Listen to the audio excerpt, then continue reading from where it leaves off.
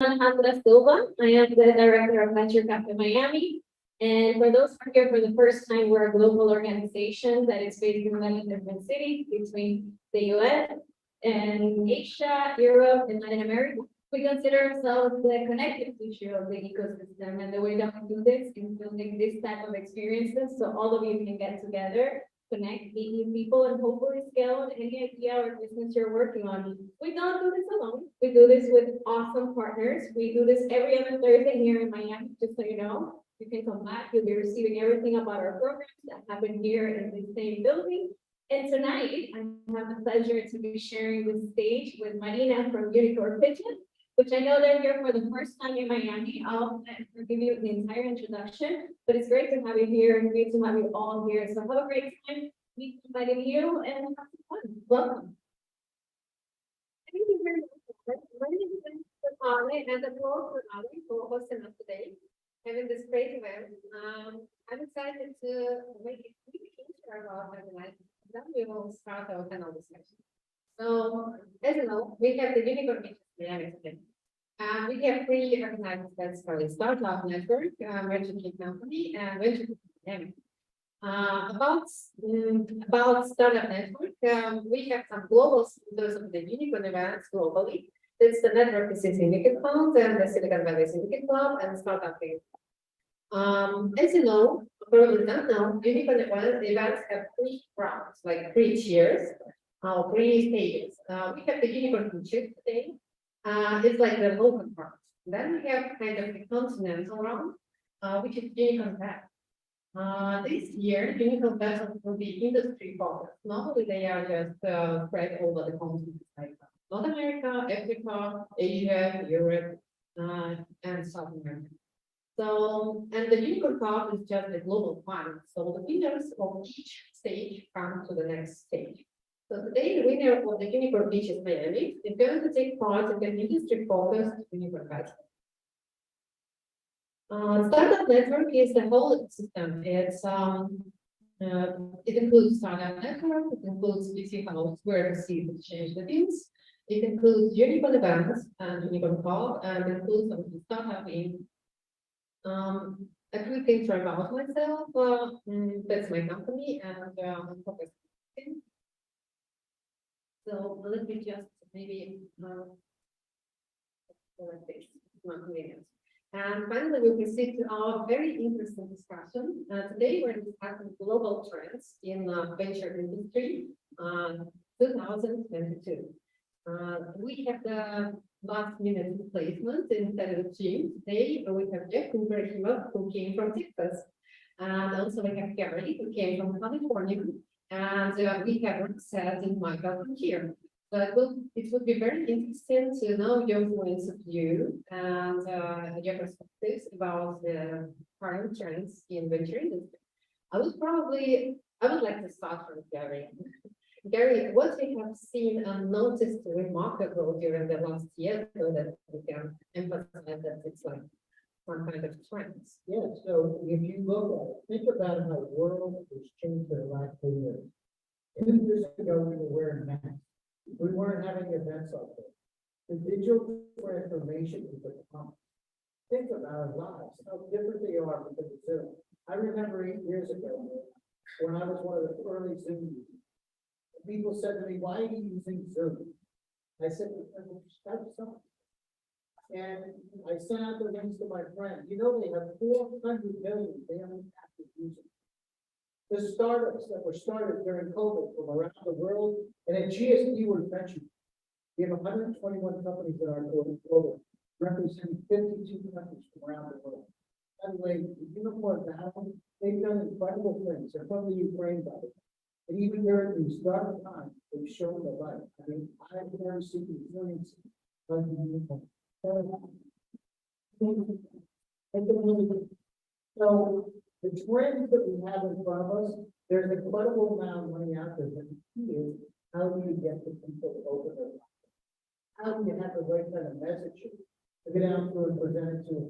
You know, I've been doing startups for 37 years. I've got 17 companies with 2 million. So I've seen it. I'm from Silicon Valley, also live in Wellington, Florida. So from Palo Alto here. each one of you have the opportunity to make that difference. The key is, if you really want to do it, you can even if it's not. Not everybody does. Can I help?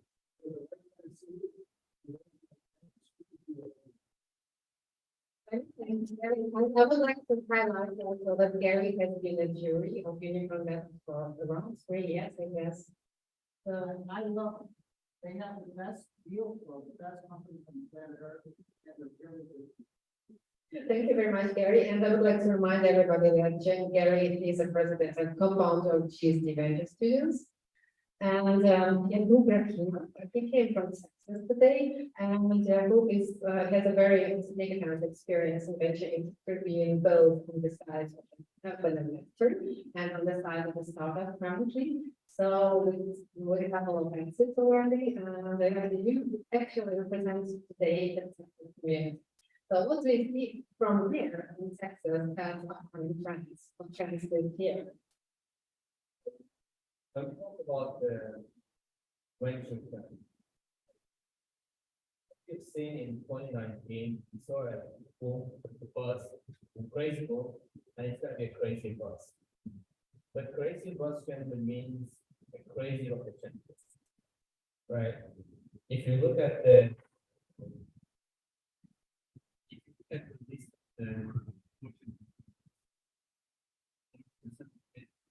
this was made during did not exist. Why did they not exist? Maybe because crisis creates opportunities. Then there is a bigger question. Who's going to grab it? And the answer is action. You're going to take action. I don't want to turn we know that there is too much in the market. I invested in some they're sitting on cash. They're looking for a good problem. What does that mean? I exactly I did not invest in general markets. They're looking for you. It is within you. You gotta have confidence in you when you're getting no matter what the is or what it becomes, on me, I start all in front of you. Then reflecting back, 99% of the people will not believe in themselves the way they should be. So the biggest trend that I wish that we could see is we could come out of that digital transformation that we just mentioned to start feeling human again, understanding what the other party wants to speak with you, so that you can tell them about your benefits, your strengths, your add-ons. That's the biggest thing. The money is there. Don't take an excuse, don't listen to media. There is a lot of it, even a lot more than there ever was. But you gotta take action. Many thanks, Jacob, and Roxette Miranda, you probably all know Roxette, Director of Florida County in Florida, Managing Director of the Black Academy. Thanks for coming today. This one? I guess.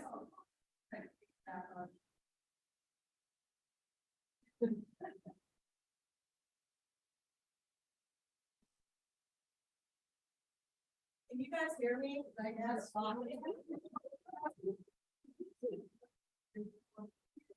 You guys hear me on the computer? Yeah. Okay, cool.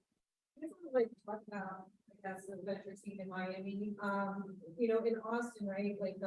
The trend was they were seeing what was happening, to Miami ahead of us. There was obviously hubs, like New York, Silicon Valley, and then Austin was kind of experiencing this growth.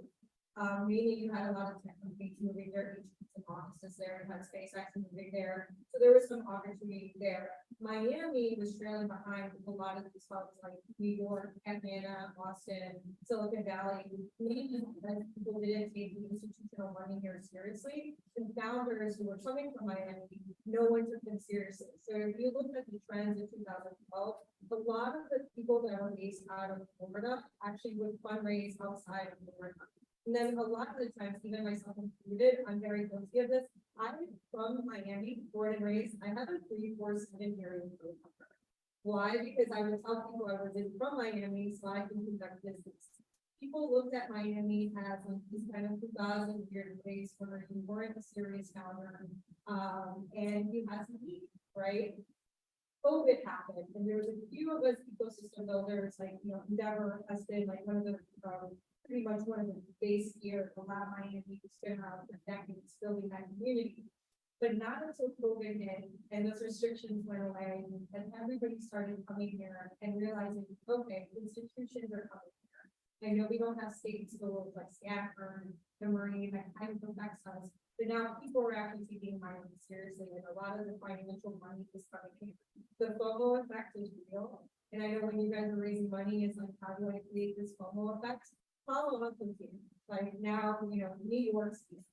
So the trends are, we're in this rush that would have taken at least another 5 to 10 years, and it just went into 2-year, 3-year mode because of it. I know when you said, which is like everything happens in crisis, we're kind of feeling that like bottom end right now crisis, but what's happening now is the same thing that happened in 2008. We're going into a deep recession. So what does that mean? Founders got to double down, don't ask for money, but like these either probably not cutting checks, they're not feeling that FOMO anymore. It means you guys actually have to line. But like you said, that's when innovation happens. So hyper focus on building those teams, finding those opportunities, because once that recession like hits, they're going to be holding those checks higher. So that's kind of the trend I see is like Miami is going to be this like new Palo Alto where the opportunities there. Yeah, it's getting bigger. Yeah, it's here. So especially in the Web3 space, so there's a lot of space for that. So if you're working on that, then definitely, take opportunities now.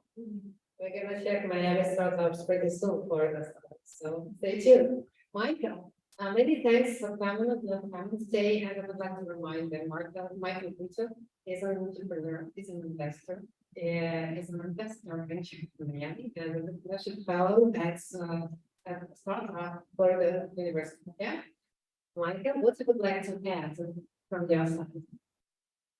Hi, everyone. So first of all, I want to kind of piggyback onto, how many people here speak Russian? Raise your hand. Don't be shy. Go look around. So Ukrainians, Russians, Belarus, raise your hand. I speak Russian. Very happy to have you guys here. It's amazing that you all escaped the shit that's going on over there. Welcome.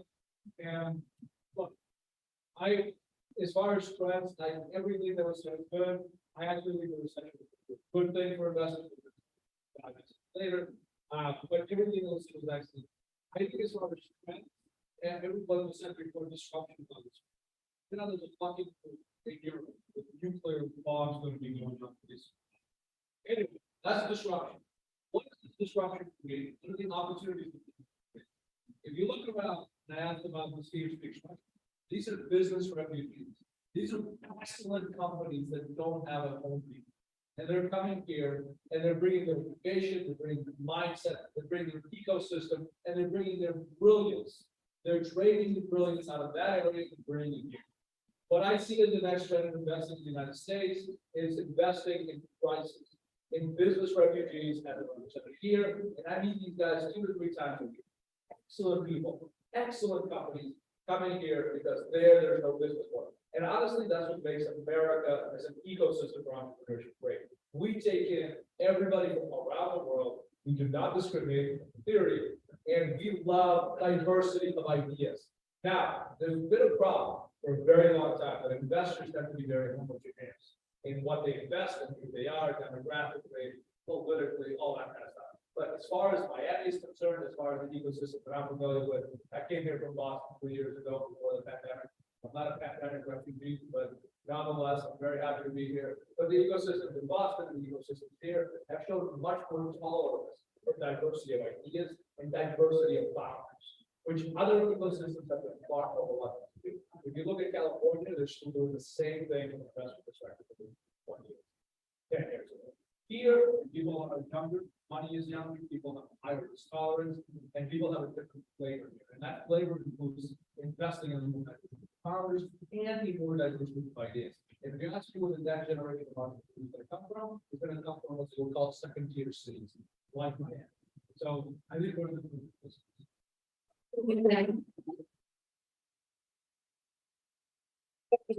Gary, would you like to comment about the Unicorn? Is it still like it's used to invest in it again? Yeah, so, I've had the pleasure of being involved in startups for 36 years. And I think 1700 and many of them have been including my own. So we can imagine California, Stanford University. And Stanford University, the battery is not a place for mentality. And so if you look at it's a mentality, and one of the things that we do a really good job in California is that people support the efforts. There's money. When I talk to people from other places, we have companies with 52 countries around the world, their valuations are not at the right level. Even here, I have, where's Voice Group? Who's joining us? I mean, the situation is raise money. What you raise? It's not just about Miami. It's not just about Alabama. It's not just about other. It's where you get the money from. Getting into those networking connections. So California, I'm going to tell you, I've never seen it the way it is. I was a week and a half, 2 weeks ago in California, and I've never seen as many companies that have that. There's 126 million just then. Looking at 11 of those. I talked to the Russian Ukraine. I'm a professor at schools in Russia myself and went to school. So I see those people come. But this dream and stuff in Silicon Valley, it's just an open mentality. Is it going to be like that forever? I don't know. And every time I've seen these trends take place, it goes down, and all of a sudden, Silicon Valley goes away. Why do people still want to move? Because they want access to capital. They want people, when you go to Starbucks in the morning on a Saturday morning, you can book them and ask them coffee. When I see them there, I talk to them. Right? I'm not saying that. I love Miami. I have a house in Wellington. I think it's great. That's what it has. 12% less. But at the same time, it's access to the networking context. They get it in California. Right? I'm not saying it's good. By the way, they're not just from California, but they're from other countries from around the world. 67% of the founders, the first generation startups that are in the so there's incredible out there. Although Miami's growing, I've seen incredible things happen. It's not like the scam capital like it is. It's changing. That's the good. And these are just facts. They're doing this for long. I'm really proud of what's happening. I encourage that the centralization of opportunity. We believe we need to have more diversity, and we would have a third of our companies today.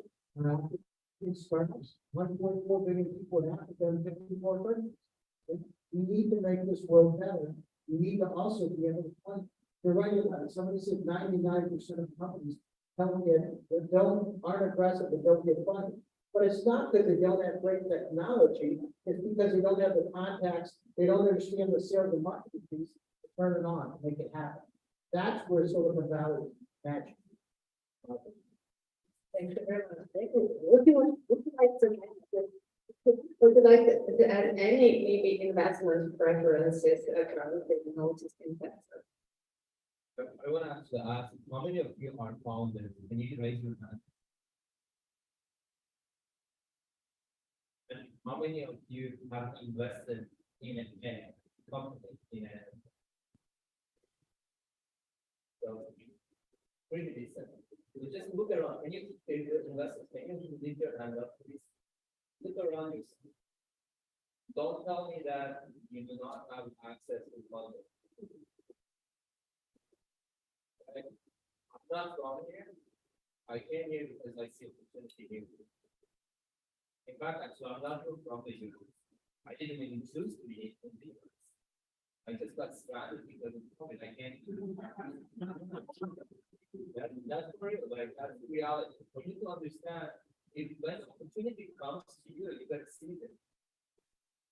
I came to Texas, I went to Texas to speak at South by Southwest, I landed February 29, 2001. South by Southwest got canceled 5 days after, and I was actually having fun time. Fun turned into sourness. Airbnb picked me up. I couldn't find a hotel. Asked a friend to host me because I couldn't leave the country. And then guess what happens? And I have a reason to tell you this. The biggest crisis of mine is I think that my company is going bankrupt. 62% of our customers without paying when that happens. Suddenly, a bunch of private equity firms reached out to me. Would you like to sell your company? Would you like to sell the company? And this is 2020, April. When everybody said that the US would hit. Guess what happened? End of the year, we sold the company. And it became multi-million person. And I do not give grab. I come from a very poverty, centric background. I grew up after Soviet Union being broke into a country called Azerbaijan. Being part Turkish, part Jewish. Small guy, not having toys, nothing. The first time I saw a computer was when I went back after the high school. I never had a computer. But yet, you know, it's in you, you're gonna see. Now what I did was form my interest. My interest was in financial markets personally. And I became one of the first people who started social trading platform in 2009, right after the 2008 crisis. And I thought, oh, I'm the world's biggest founder ever because I was making $10,000 a month. And less than a year later, we got acquired. That was my first set. It was my passion. I did not do it because I wanted to be a founder with an exit. The second company, the same thing. I ended up becoming one of the earliest Bitcoin investors, July 7th, 2009. Not because I had a vision that this is going to be the biggest thing ever, because I wanted to learn. Curiosity is the most important thing. My biggest problem with majority of the founders that I see today is that they do what they do because they want to fundraise. Fundraising is not a success thing. And it's not success at all, it's actual liability. You get it wrong, you're messed up. I don't want to be there for that. You get it wrong, you lose your, you can lose your money, you can lose your house, you can lose your car. But the second you lose your name, the game is over. So fundraising is one of the very few things that can make you lose your name. Because you are standing in front of these gentlemen, ladies, etc., promising something, hoping, praying, fingers, legs, everything grows. And they are betting you. They're also taking a risk. It's a calculated risk. Right? The question is, can you believe in your words? The question is, the why. Why do you do what do you do? And I'm not referring to Simon Sinek, by the way. I haven't read his work. So why do you read? Why do you do what you do? What is it the challenge of my biggest problem, I mentioned the Bitcoin thing, right? I hate Web3 companies. And hate is a big word. I've been in the forefront of majority of the Web3 revolution happening, and I hate it right now. Because they throw blockchain for everything that doesn't need to be there. Everyone wants to create their token. Why do we need to create token for everything? Just because it's cool? You gotta have the use case of the technology. Don't use the technology just because it's right. That's the reason why Web3 is not attracting us to the investment. It comes, but it's very, very simple. So the biggest thing that I get to see the change, people started waking up that cool technology is not something that. People started waking up that it's not about my friend's cousin's brother told me that it's a great thing to invest, I need to invest. People started doing the proper due diligence that they used to do like in 2017, 2016, etc. That used to happen. So understand what is it that you are doing, add on product that solves a real pain point of something. Even if it is 100 people's pain point, fix that and put a checkbox in there. I did fix it. By the way, I don't know if you have read it. The biggest metaverse project costed what, $1.38 billion. Have you guys read that news? Right. You know what I'm talking about? Yeah. Right. They had. Do you know how many active users that $1.38 billion project had? Maybe 100, not even 50.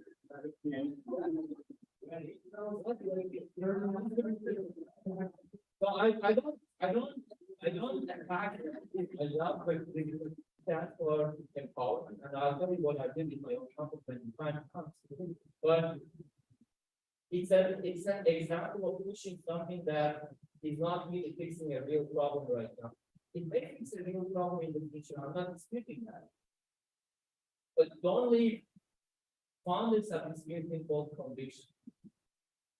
I have it, I had it, you have it, you had it, and you will have it. Right? Conviction is double-edged sword. If you cannot control it, you're gonna cut yourself. That's what's so that's what the sense in way. Thanks. Applause to everybody. It wasn't fine. What would you like to add, maybe, disclose some investment perspective from Florida, what are the current trends, what do you see here, what investors prefer?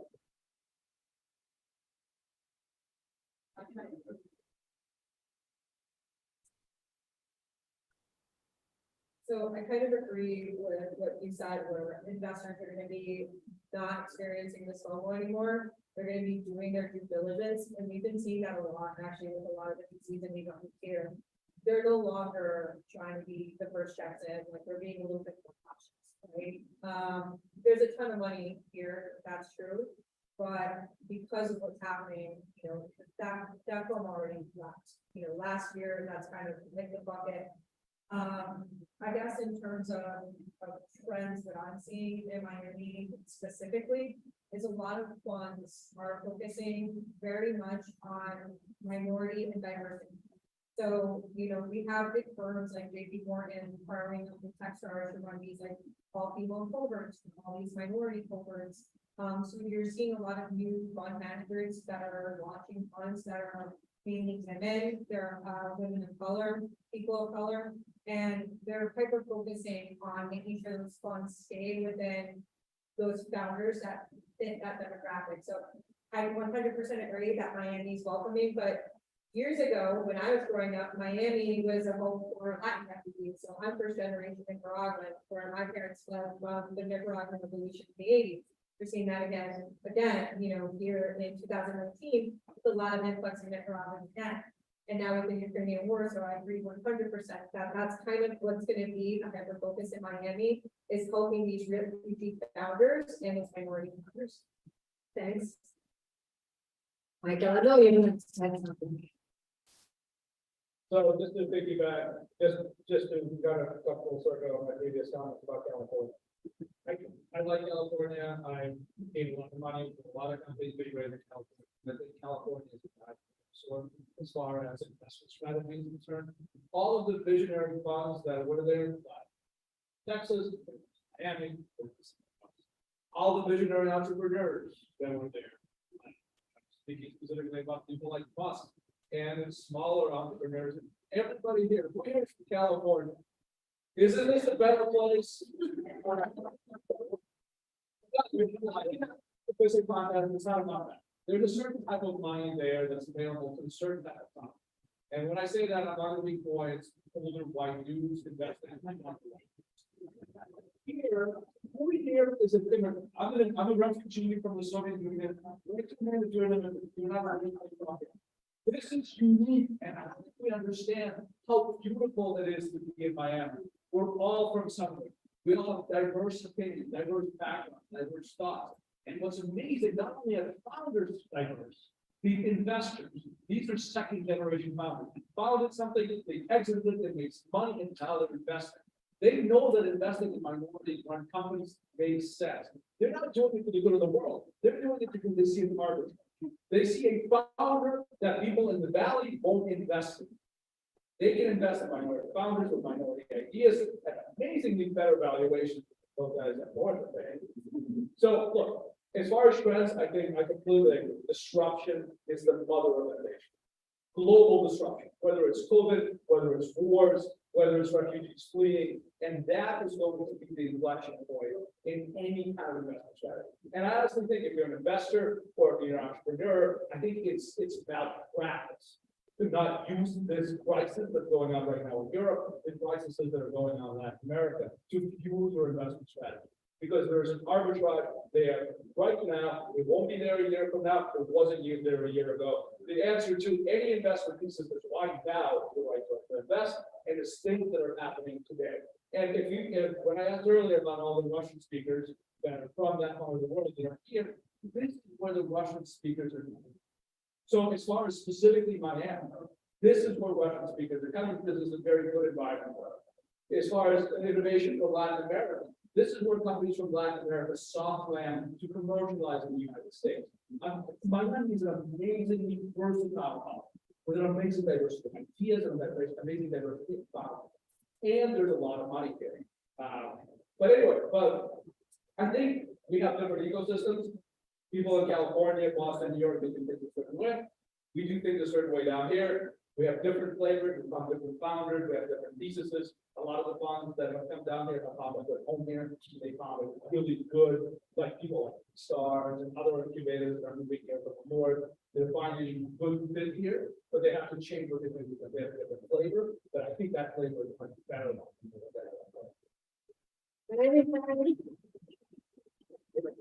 All speakers, we are great. Thank you very much for sharing your points with you. And right now, we'd like to proceed to the teaching part, so we can, you're welcome to take us. Oh, okay, sure. How many of your fundraisers right now, the founders? So in this country, there is a big revolution happening right now. That's called grants. How many of you have ever applied for a grant as a company? There is a ton of money available by every city, by every state, by the federal government, by chambers, by different organizations. One of the shitty part, we won ourselves at $225,000 grant. And they just won't give it to me because I'm not a US national. So they're at the crisis. I hope they change that to the word that they will be open for immigrants. But look, if you have the nationality, or if you have a founder that's American, look for it. There is a really big opportunity, and like National Science Foundation, they give 225,000, then they add another 775,000.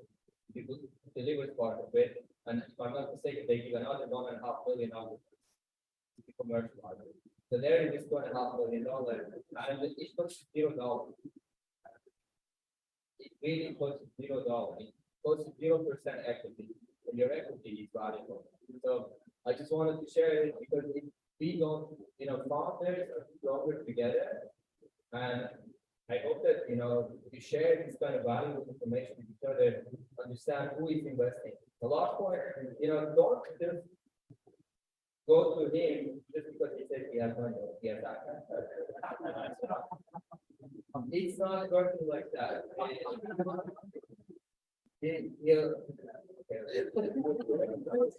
But understand what he's looking for. Like, that's another biggest problem that I personally have seen, and if you understand what he's looking for, you can restructure your own page. Tell him what he wants to hear. And one of the things that we did, and I've been involved in the start, so I said 37 years, I actually started the ecosystem in Russia. I started the first accelerator in Russia. I lived in Russia. I went to the University of Russia for 5 years. So I spent time there. I started the first e-commerce company, consulting company in the world out of California. It's been around the block. The one thing that's happening is the opportunities are global. There's ultra high net worth individuals, family offices today that are investing. They're looking for, I had a call from one of them this weekend who invested $65 million in a company that I had just met from Wellington, right? So it's a Florida company, invested $65 million. Our thing is, it's not just about Silicon Valley, it's about the global opportunity. The investors I deal with are from Africa. The investors are from Europe. They're from wealthy families from Austria. They're from all over the world. Why do we use Palo Alto and Silicon Valley?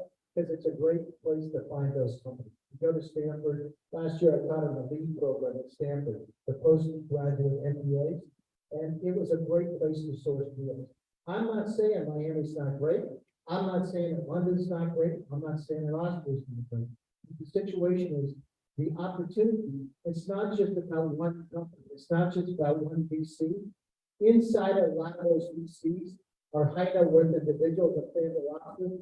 Oh, by the way, a lot of them live in Wellington and they come down here for 5 months of the year because they're horses, right? They do dressage, jumping. Bill Gates' daughter Jennifer is a jumper. Steve Jobs' daughter Evie is a jumper. Springsteen's daughter Jennifer is Jessica is a jumper. Coach was one of the top VCs that talk about. Go to, you gotta like get out and meet people. It's about the connections. I'm not saying it's about one place. Listen, I lived in Russia 10 years, right? I worked in Ukraine, worked in Belarus, worked in Azerbaijan, and Baku, Kazakhstan, Almaty, and Astana. It's about finding the access to the capital. On our side, so we have 3 pieces. We have an accelerator called GSD Labs, where we actually curate those companies. We bring high net worth individuals, family offices, VC funds, and private equity firms who are friends to come in and curate those companies. Why? Because they're looking for deal flow. We have companies from 52 countries. Are they going to invest from Silicon Valley? Maybe not. But a lot of the companies want a soft landing, right? And I'm not saying it's great either. Listen, I like playing taxes in Florida. So I spend 6 months of a day out of California. That's just so you know. And I'm not in Texas because I don't want to pay their taxes either, right? But for each one of you out there, the money, the access to capital is there. You got to go out. Think about a way. You know, one of our companies that is here. I won't name. One of our companies here.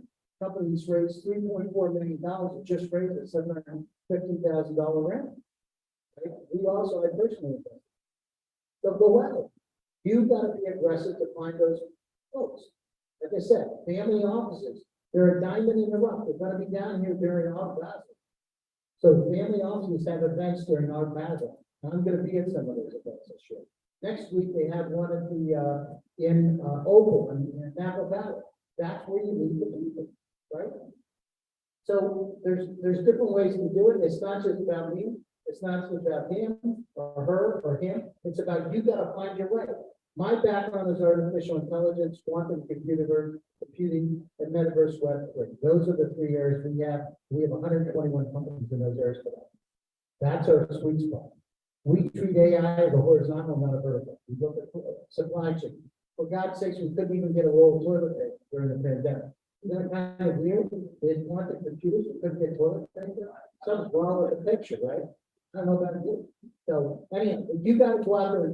You know, my first company, I did $90 million worth of business. I was 21 years old. I didn't know anything. Seriously, I was just lucky. I knew if I put $1 in, you know, took personal loans, went out and did it.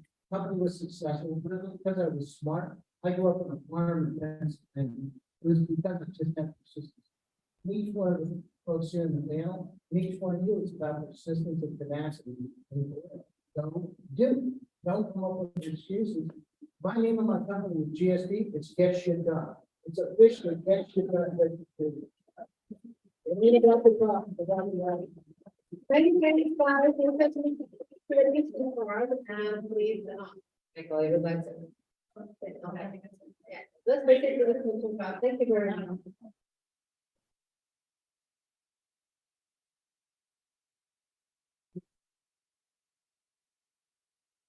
Okay, so here's our grade to Rick's report, and each of you has got your personal voting links on your email. And if you can't find your voting link, please text me, I will help you. So what we're evaluating, we're evaluating the investment potential, each startup from 1 to 5.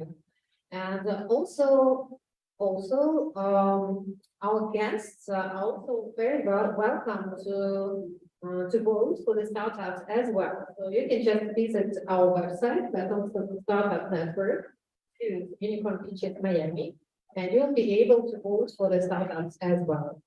So take your chance, take your time, and pick out the startup you like them. So right now, I'm excited to announce that we are starting our pitching part session. Each startup will have 3 minutes of pitching time and 3 minutes for questions and answers. So the first startup today is Red Butter, and it's a marketplace to find and put your next radiology exam. Elon? You're very welcome. Let me switch to presentation.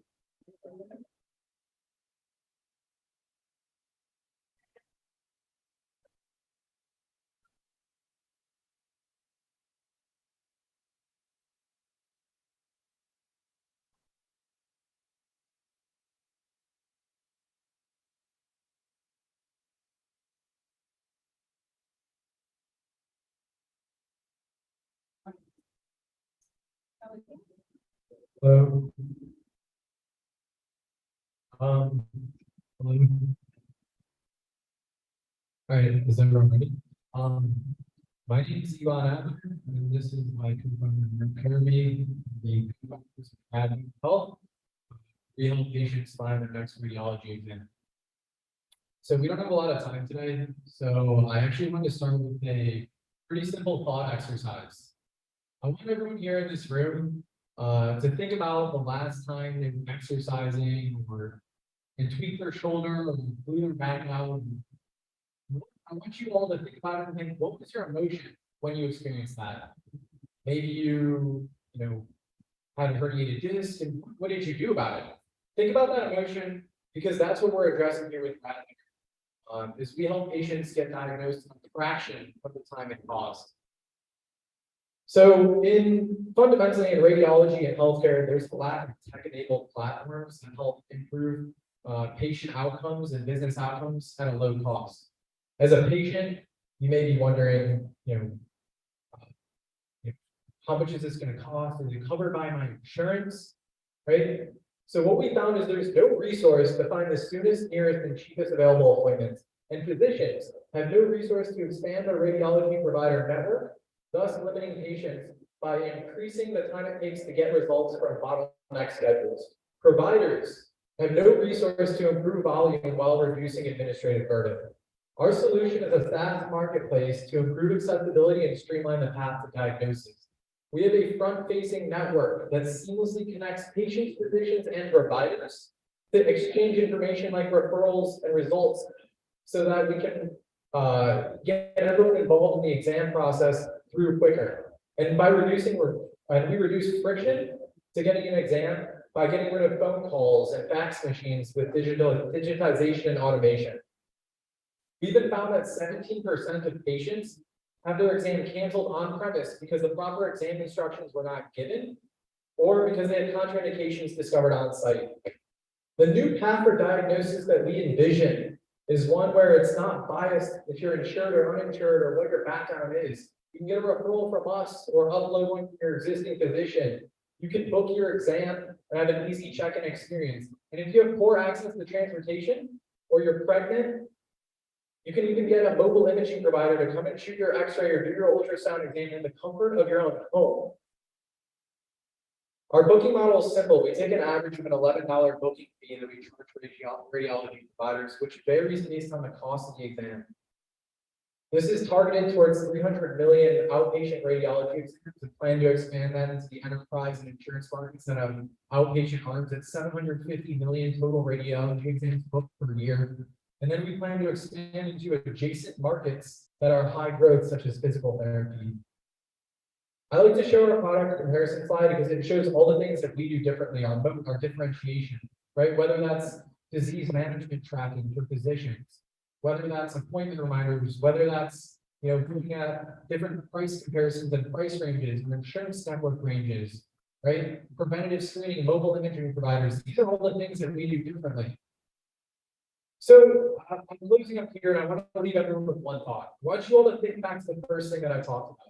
Think about that emotion that you experienced. Did you forego getting a medical exam because you didn't know how much it cost? Like 52% of insured of everything's actually due.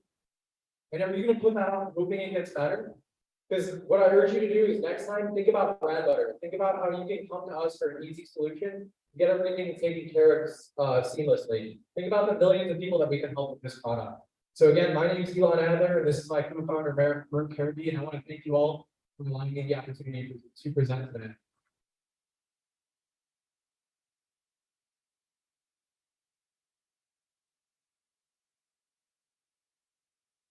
Question?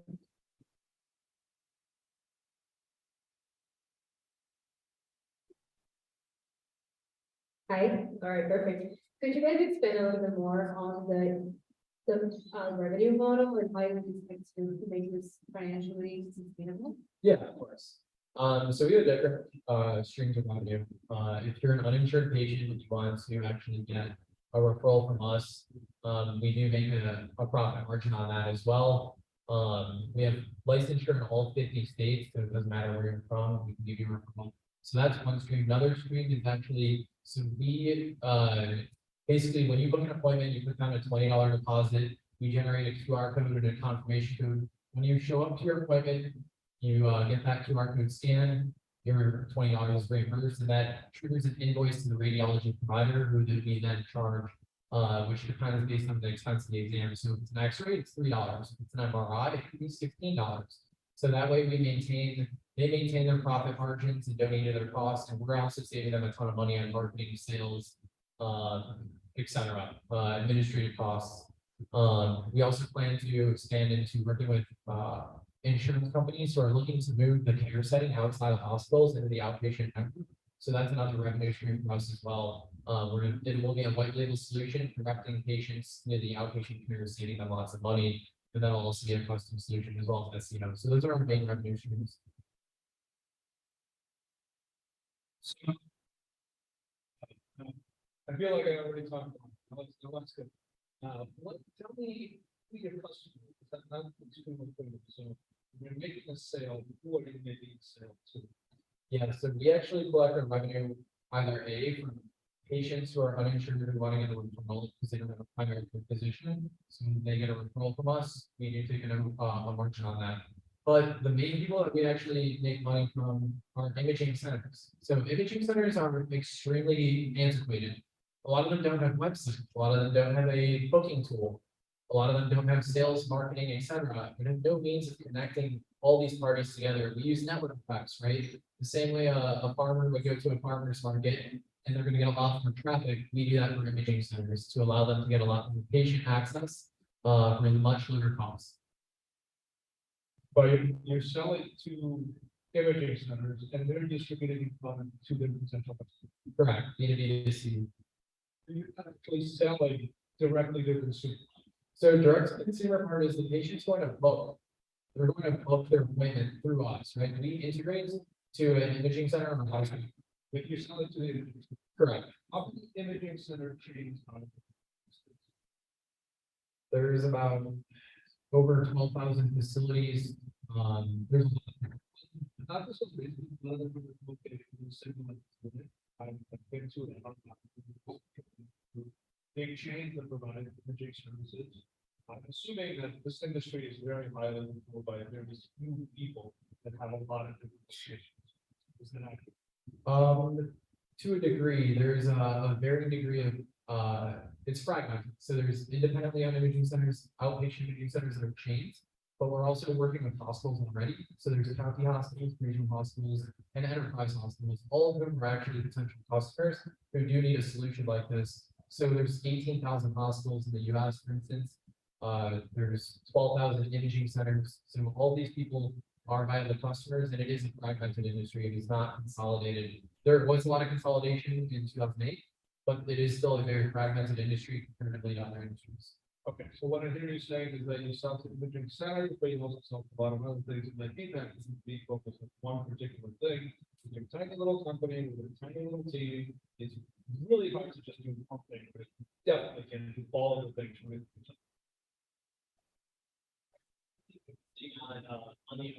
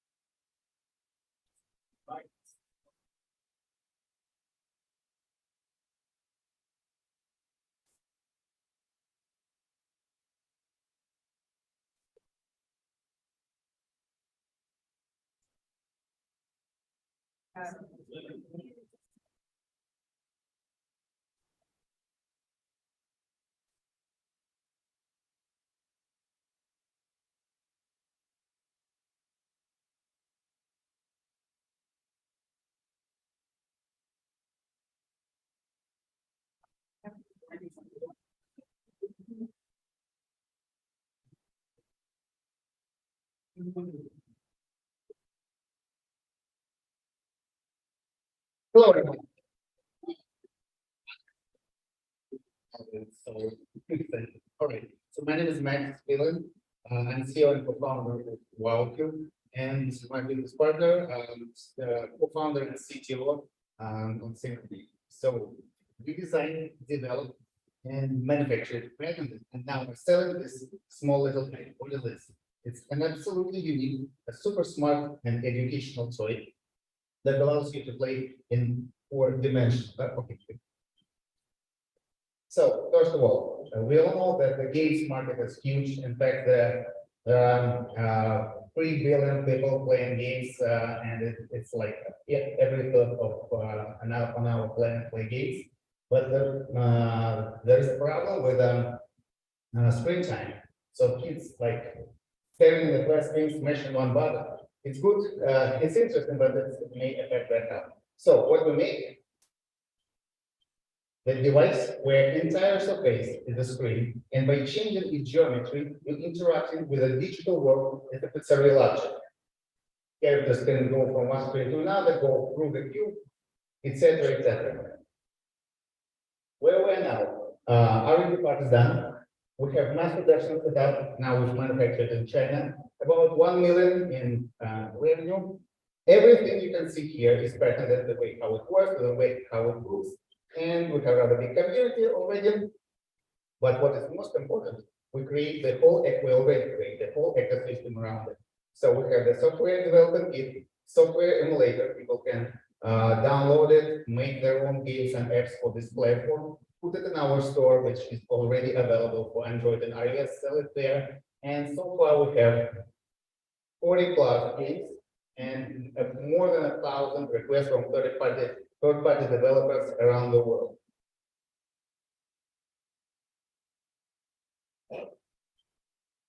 Yeah, but speaking about the device, then you're not playing it. Okay, it's cool game gadget, but then you're not playing it, you not put it in the box of toy box to collect the dust. You can put it on a charging dock station. The cube is connected, so you can basically use it as a digital photo frame connected to your Instagram or Facebook. You can show you stocks, widgets, whatever you want. There can be a night lamp on your nightstand or a digital aquarium on your nightstand with a fish lives inside it. You can play together. You can show the comics and all this kind of different things. But back to the video, we now available make about 700 cubes per day. We have a lot of requests from distributors all around the world, and now we're looking just for fundraise, looking for scale. So 2.5 billion Rubik's Cube were sold worldwide. We create the digital version, so it's time for the new digital era. If you take the smartphone from your kid, you can give them something that's interesting as a video games, but develop it as a puzzles or brain teasers. The wow.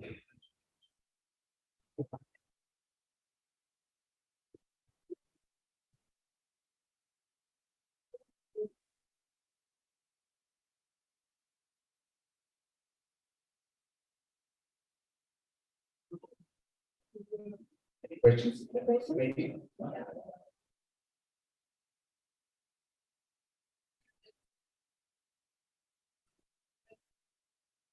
That's a good question. How durable, how unbreakable. Okay, perfect question. First, we have several options. We have versions with plastic frame, with tempered glass, with gorilla glass. I would say it's the same fragile as the smartphone. So if you drop the smartphone without a case, it can fall apart. What we did, we created a special, you can check it there on our booth. Silicone bracelet that you stick on the corner of the cube. It became way more durable, same as the smartphone in the case. And that is not all. The cube can consist of 8 autonomous modules. Those 8 corners, those 8 cubical modules are separate computers. If you drop it, you will break one maybe. You can easily buy it separately. That is way more cheaper than to buy the whole device. Put it inside and synchronize and can work.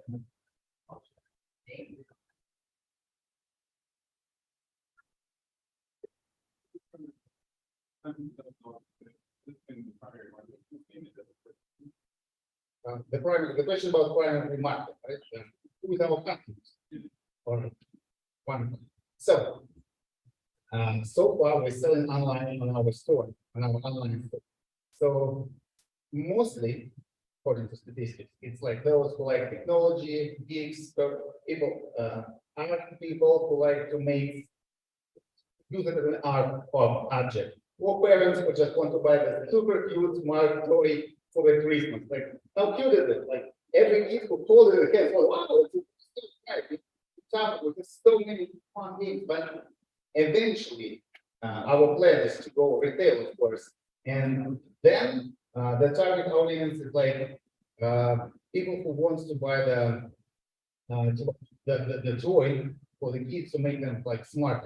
Because now we need to, you're absolutely right, we're selling for $2.99 because the quantity is not that big. So the long-term play goals to have a period revenue for the store already have a very small one. And then we can dramatically decrease the price for the hardware. So the target is like almost everyone who wants to like a very bright and nice toy, smart toy, if you will. By the way, this device is still STEM certified, so it can be used for educational purposes. We have some connection with Google Berkeley. It's kind of MIT Scratch for the kids to make the roles and the games. Thanks, the time is up. Thank you very much. Yeah, let's wait for the last one.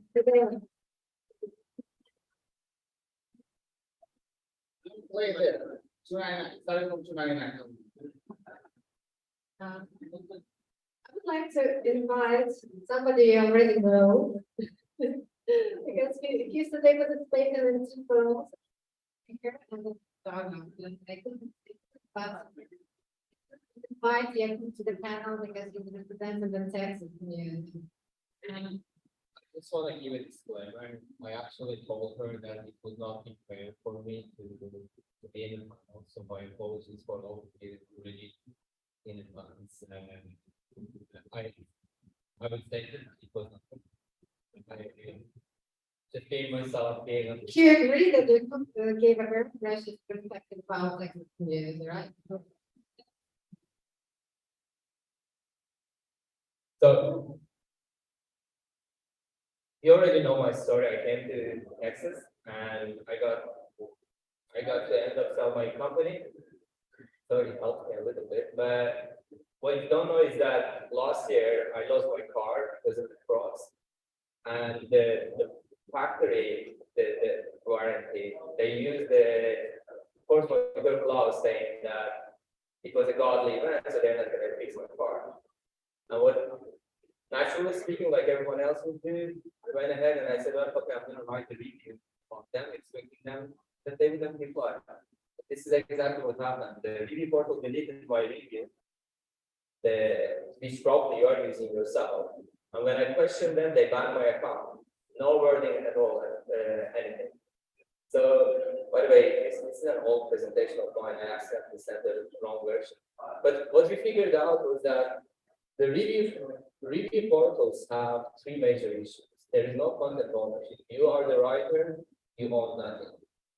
There is always bias rating ranking and centralized moderation. You don't know which reading is there and why it's there.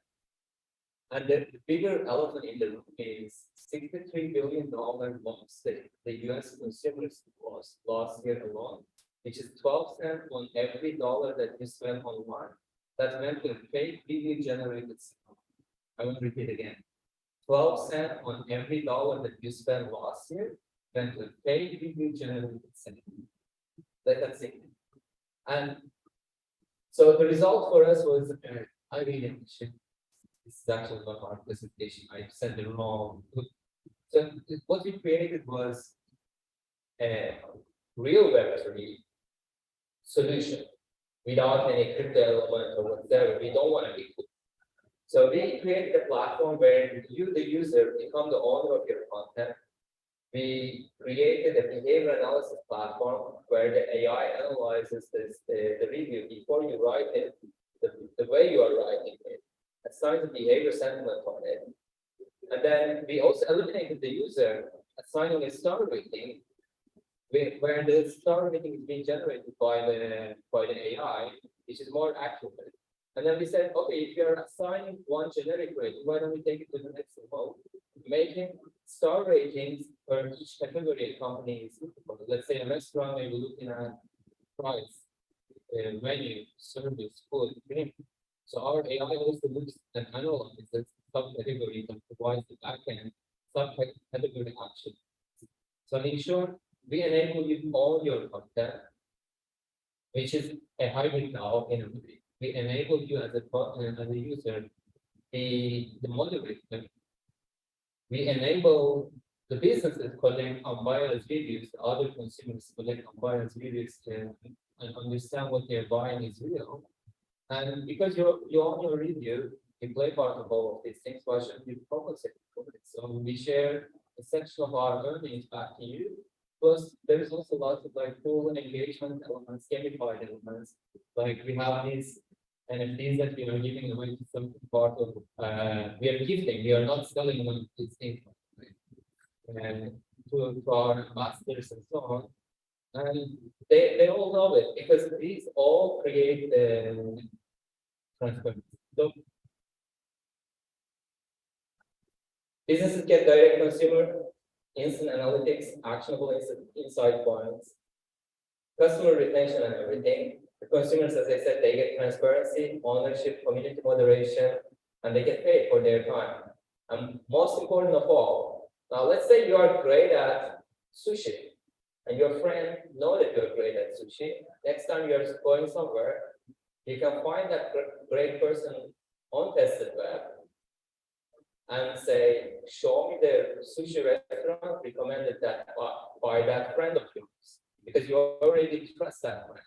And when you go there, you will get a small discount, and that friend will get a commission based on what you've spent in that place. So we also gamify the whole thing around it. The system is very straightforward. We don't charge any compliance like crazy overhead fees, etc. It's $10 to $199 for businesses. Only businesses pay. It's completely free for the consumers. And there is a blockchain element, as I said inside, but there is no cryptocurrency, so you don't need to have any understanding of cryptocurrency or blockchain at all. You can use Facebook, you can use it. So, thank you. Yeah, many thanks. Sorry, before we continue, I just want to ask the audience in the back. I know that there are some demo tables, just out of respect for the pictures, if we can remain silent for about another 20 minutes. And then we'll have some networking time so you all can connect. Thank you so much. I appreciate it. Thank you, Alan. I think I understand what you do. I don't understand how it eliminates fake reviews. I don't understand how your platform eliminates fake. I know that's the point of the platform, but I don't, fake reviews right now are either generated by AI, or part of that. I really cannot be able to say that he didn't even microphone, so please be quiet. Okay?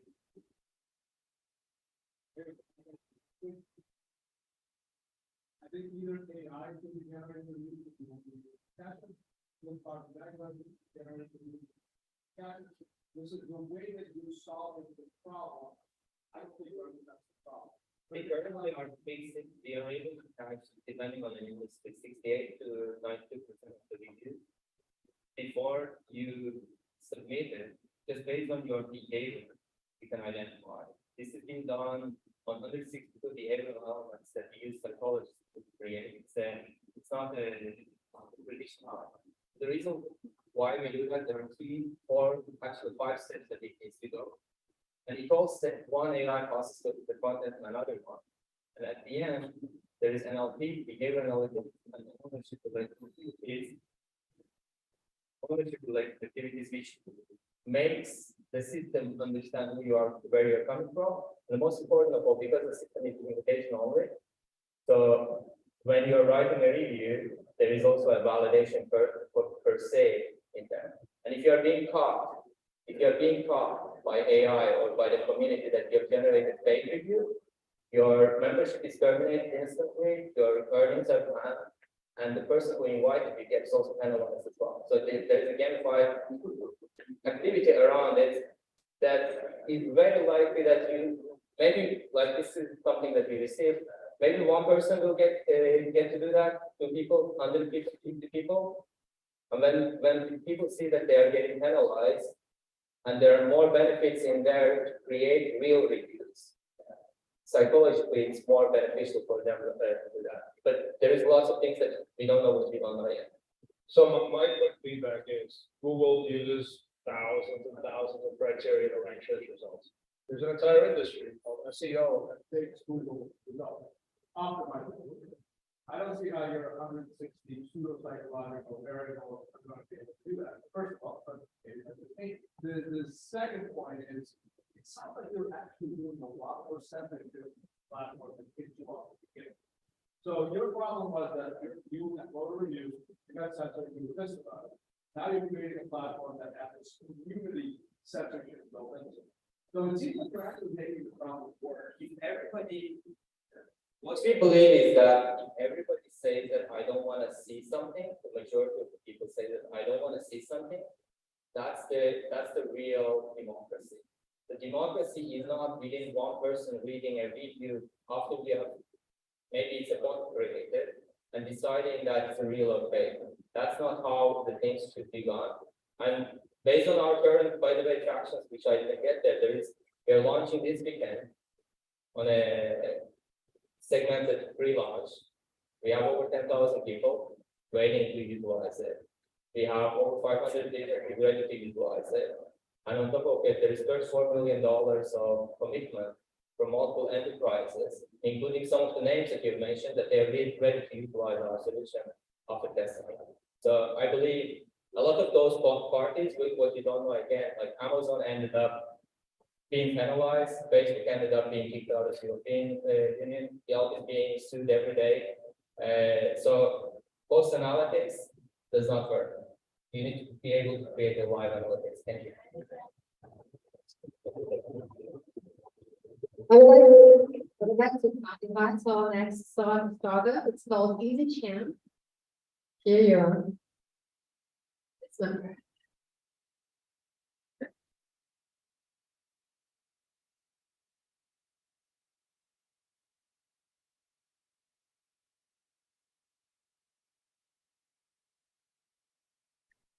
Hi, everybody. My name is Anson.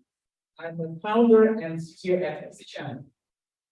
And at the beginning, please raise your hand if you ever participated or organized a competition. Please don't be shy. Go quite a lot. And I'm sure that the better results you get, the more you want to store it and share it with your friends or family and basically keep track of your profile progress.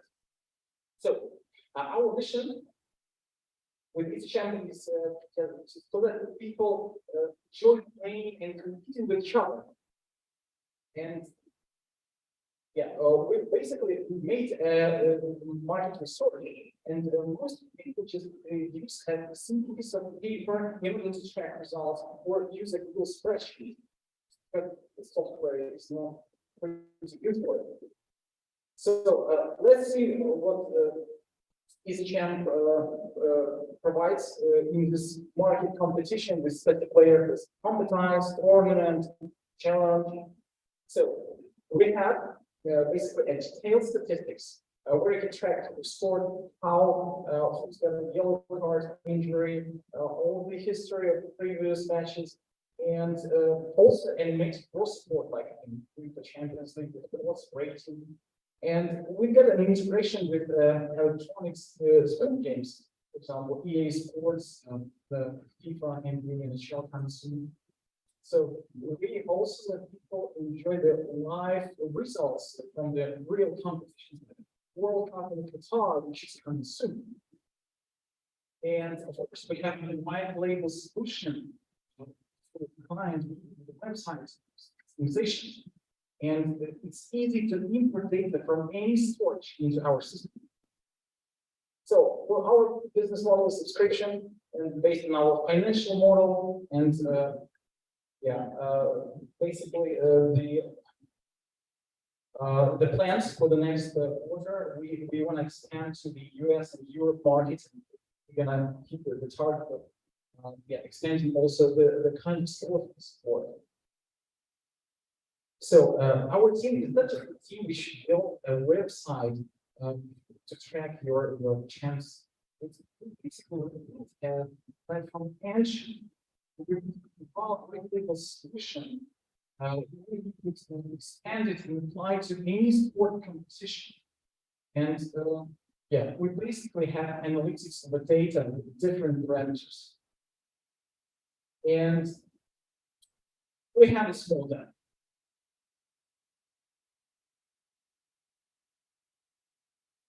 This is basically the website. We have a product launch within this month, and currently it's in beta. So as you can see, you can create their own teams, their own players, competitions. They have a right solution to the like dark mode, light mode. You can track all the details about when sport system. You could select and set your season lineups and the lineups for the sport for a particular game. And of course, it's animated for sport, in the real world. So that's the stages and the standings basically based on the rankings criteria that you define for your competition. And I'm more than happy to answer to your questions. Thank you for your attention.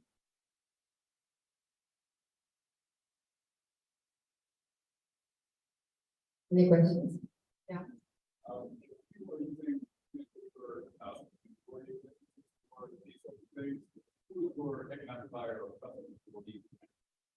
The most of them are the organized amateur and professional federations, organizations, which have to keep track of their own competitions. You could also come to and see the real events, just enjoy and set your favorite team, favorite sport kinds of competition. You can see what you want or follow your own profile if you just participate in competitions. Okay. Are you the only person that can get with like the EAs so you pull data directly off, I don't really know it, but I'm assuming that like pulled data directly off the game. Yeah, we did. I saw it out, the competitors, you're the only person that does that. Well, and as far as we've highlighted, nobody does it, but we have like, the data integrated into our system from the games. Of course, we're not cracked some games and extracted it. It's public, it's free, you can still use some services in order to grab it and pull it into your application. That's what we did. And that's what I think. Cool. And I would imagine, it's not sort of, I imagine for someone, FIFA competition and stuff like that, I imagine they're very popular. I want to organize that. If you're the only service that can make it very simple for me to pull data from directly from that game, goal, score, point, whatever it is, directly into your thing, I would imagine that's amazing. What you develop. We are just pulling the squads, the teams, players, and because FIFA has it integrated in their own game, and basically what you can do is just create the tournament on our platform and use like the same players and do this kind of strategy. It's not like a complete integration that you just have all the results you just played from a FIFA because it's a console game, and what is available we use it.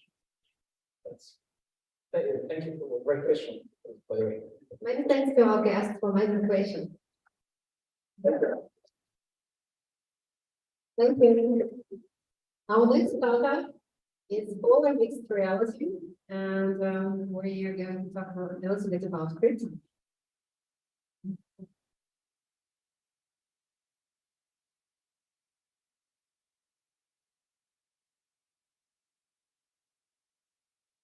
Right. How's everyone doing?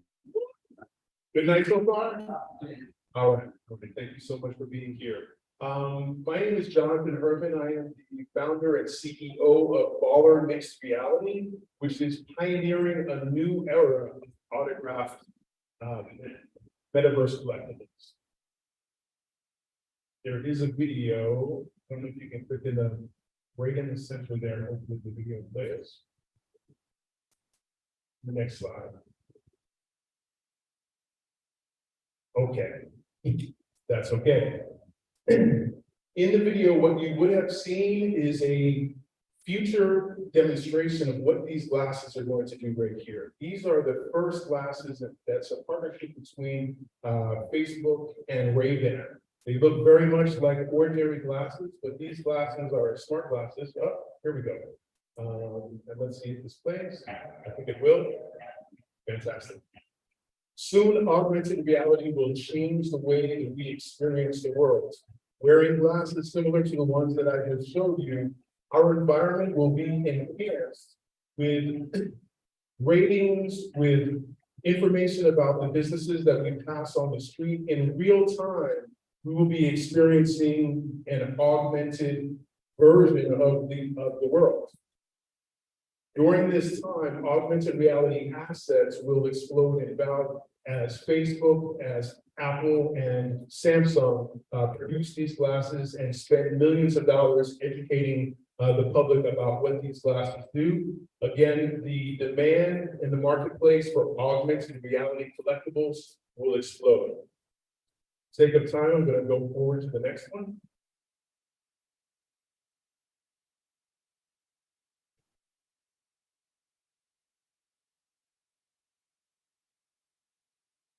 Okay, great. Again, we are essentially solving a problem not only of the coming demand for this, but also within the multi-billion-dollar industry for collectibles. There's a huge problem around fraud and counterfeit. There are a lot of items that are not what they purport to be, and there are losses in the industry as a result of that. Essentially, we are capturing the combined $48 billion marketplace by positioning ourselves within three major markets: the $412 billion market for collectibles, the $41 billion market for NFTs, which, as we know, continues to grow despite the current downturn. $28 billion market for mixed reality, again, through these glasses. We have a team of industry experts in sports and entertainment. I myself come from 10 years working directly with athletes and entertainers. And we have blockchain specialists as well. We're based right here in Miami Beach, but Crunchbase currently ranks us the #1 augmented reality startup, the #1 3D technology startup, and the #1 collectible startup in the world. We have been recognized by Yahoo Sports, NASDAQ, Bloomberg, and others as being the first to do what we're doing, the first to marry NFTs with augmented reality, and again, to solve that problem of counterfeit and fraud within the industry.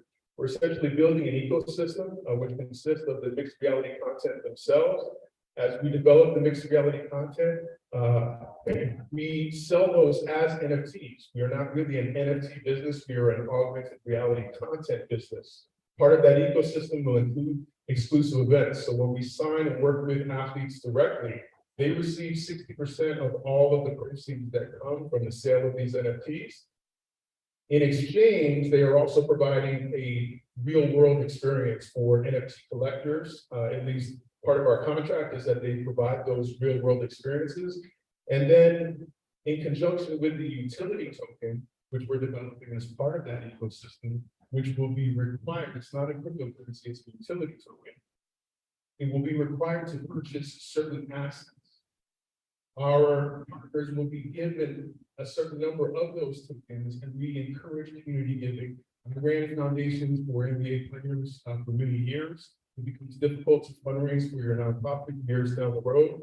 The appreciation of these tokens will help them solve that problem.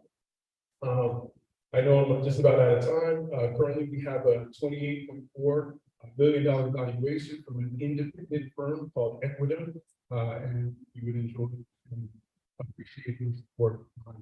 Thank you.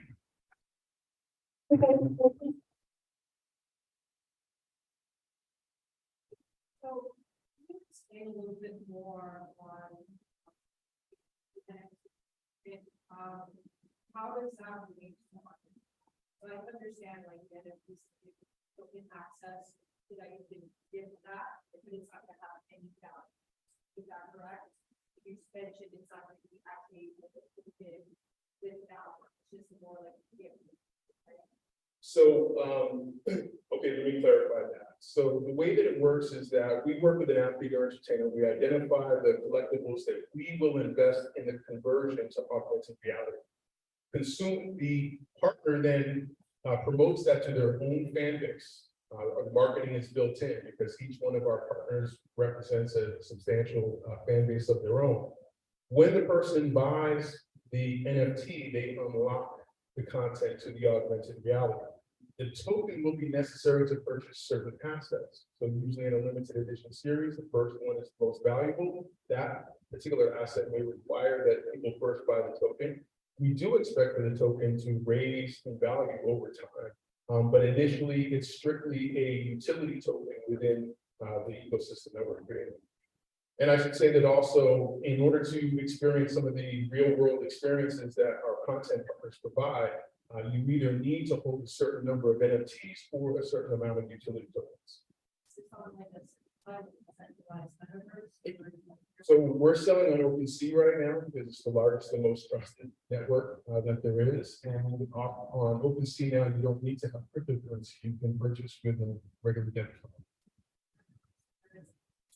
card. We are not creating a metaverse. We are providing collectibles for the metaverse. So when you see these assets, you can put them into a real world experience, or you can use them in Decentraland or another metaverse. If you buy a house and you want to decorate that house, you can take these assets and you can use them.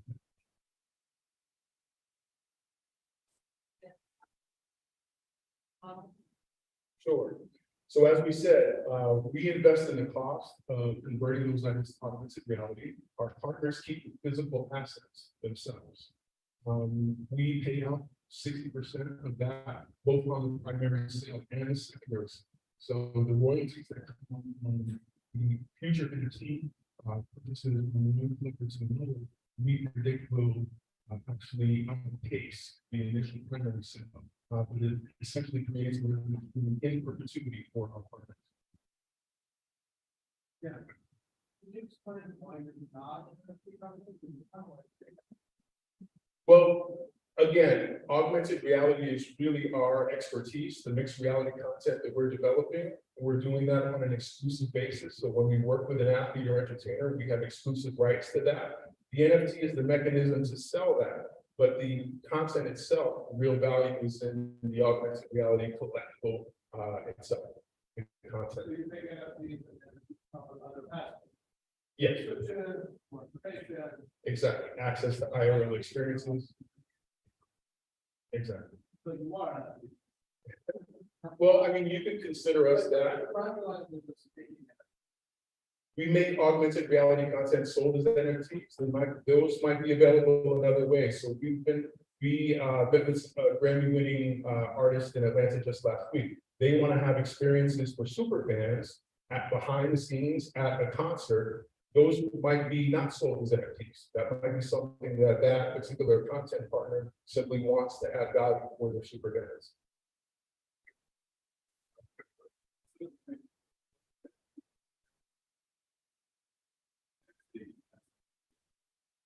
Why not use more common, like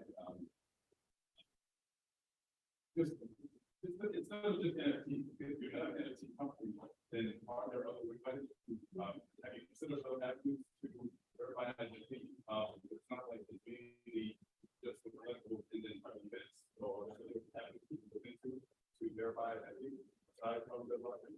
Well, we feel that we're using the best parts of the blockchain because of the authenticity that comes with the ownership of that token.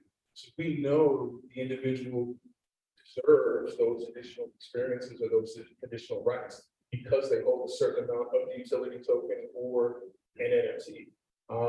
So we feel like that's the best way for us.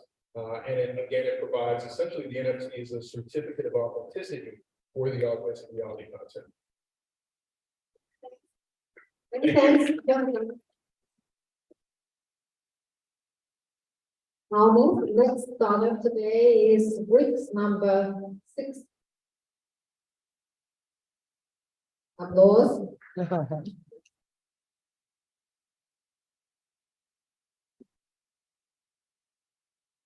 Speaker.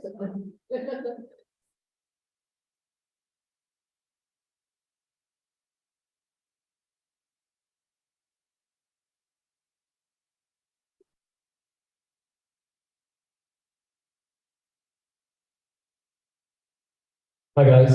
Sorry. Welcome. Thank you. So we got 3 minutes, so I'm going to try to go through this pretty fast. It's a lot to explain, but we're a fractional real estate investment company. So what we're doing is, by the way, CEO, founder, Julio Caceres, my COO, Robert Cullen, and I have some other people here. But what we're doing is we're building a marketplace. So people that have properties, but fractionalize their properties. Fractionalize them into shares, so that way they could put them in the marketplace, sell those shares, and then they can alleviate mortgages and get other people to participate in their deals.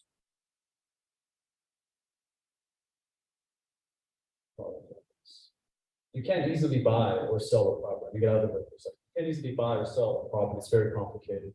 You can sell the whole property, but you can't sell pieces of the property. So that's the tokenization that you guys keep on hearing about, the revolution about tokenization, fractionalization.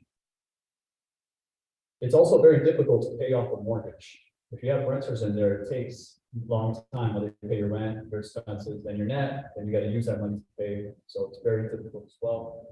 And it's legally complicated as well. So what we're doing is we're giving an option to people that could fractionalize their own properties. And by doing that, they could pay off the mortgages 10 times faster, and they could keep that equity that they didn't sell off to pay off those mortgages, which alleviates their credit scores, their FICO scores, alleviates their personal guarantors, and a lot of other strings that come attached with the mortgage. We have 3 models. They're very simple. One is people fractionalize their own properties. And right now, as a company, we have about 158 properties that are coming into our marketplace, which is about $60 to $62 million in deal flow for people that want to do this. Second is you can license our software, which we do for big companies. Right now, we're in talks with like Douglas Elliman and some other big companies that want to license our software. And another one is us as a company, we buy our own properties. We get them at a really good rate because we buy them cash. We use no mortgages or debt or loans. And we fractionalize them after they're rented, we appraise them. So we make sure that they're correctly and properly appraised.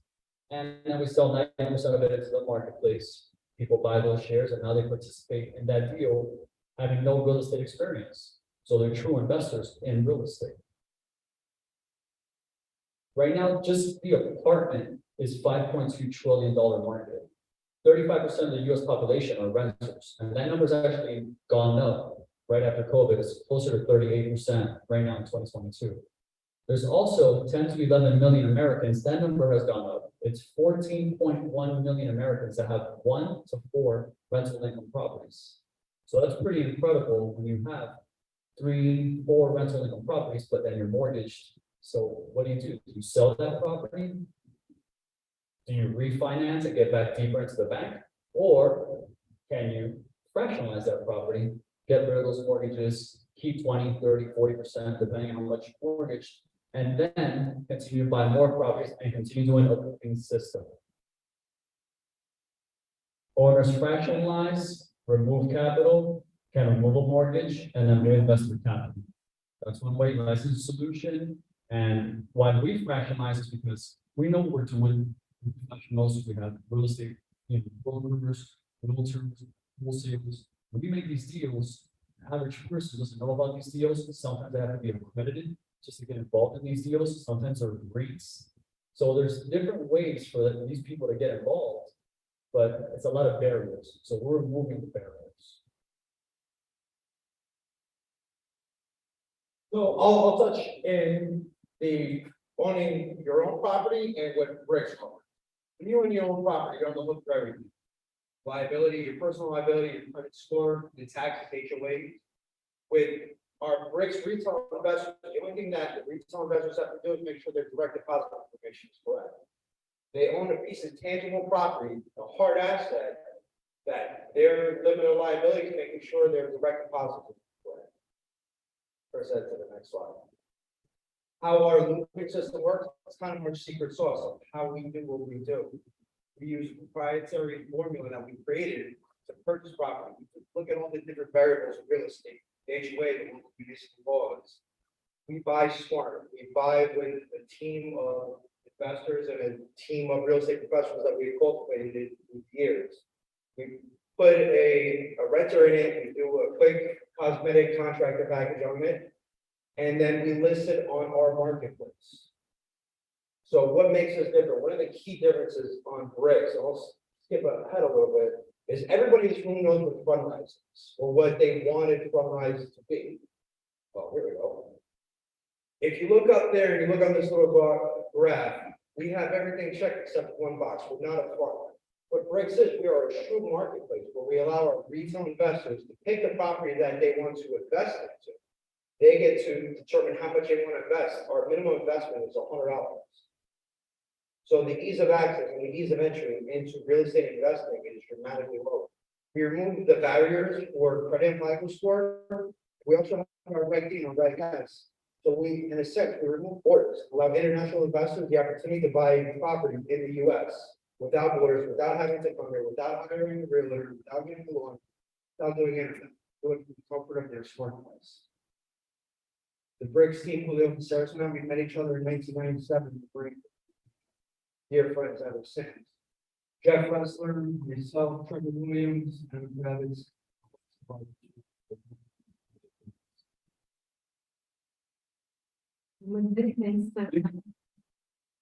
To go faster than that, but it's only 3 minutes, but I want to explain. If you have any, I see a question. Oh. Yeah, I go first, second. I understand why it's totally older, but what are the I have a share in the property, but if you keep all the property, what are No, I hear it. It's fine. So when you invest, you're what we call a bricks, right? So you have a marketplace. So when you invest, let's say $100 or $1,000 and you own a fraction of this deal, everything's transparent. You see the property, you see what it is, you see how much it's rented for, you see the expenses, you see what the net is, and you're getting a piece of that. That's for option three, though, right? Which you guys would- Right, for the marketplace. Or for the homeowners, what's their benefit? Okay, so let's say you have a real estate property, let's say somewhere here, in, let's say Miami Lakes, and it's a $300,000 townhouse, okay? And you owe $200,000 and you've been renting it, and every month, you know, you're getting your rent, you're paying your expenses, you're paying your mortgage, and then you're making very little money after everything is said and done. It's gonna take you a very long time to pay off this mortgage, and your credit, your FICO, personal liability is attached to that loan. Yeah, honestly.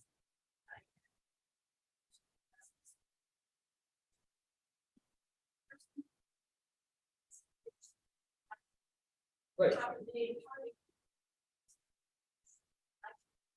Right, because everything that you do with that property, when you turn it into a marketplace, you actually, all the financials go into our marketplace.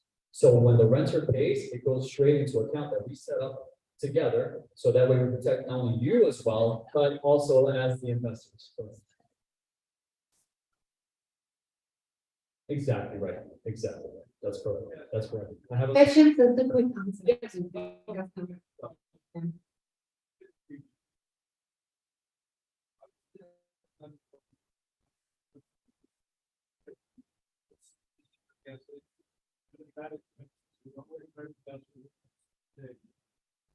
Then you're talking about licensing your software to others, but obviously not over the applicant.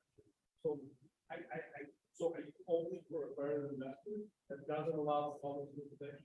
Yes. It's very different than what you present. Regular folks investing. So, you're getting a reg 8 plus tier 2. Set up a reg, like a reg plus. You're setting up reg plus for every property. After every single property, for the umbrella of the corporation, that encompasses all the deals under So the. you have these sometimes to be a whole bunch of real estate. And if you're gonna do your work for the SEC to get reg plus, that's good. If you're gonna do that on your own, that's even really. It is expensive. We have the money to do it. And that's. It's the right way to do it. We do it under SEC, and we do it just fix it on the general.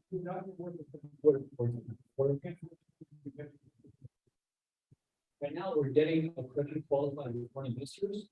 As soon as we get the reg 8, we're opening up to non-accredited investors. Others right now is operating. Do you want to finish the last gentleman?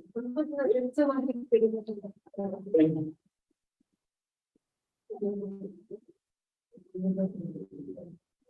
We do music, is our next topic, and let's talk about music right now.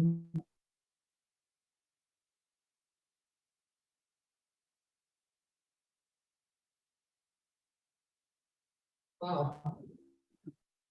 Applause.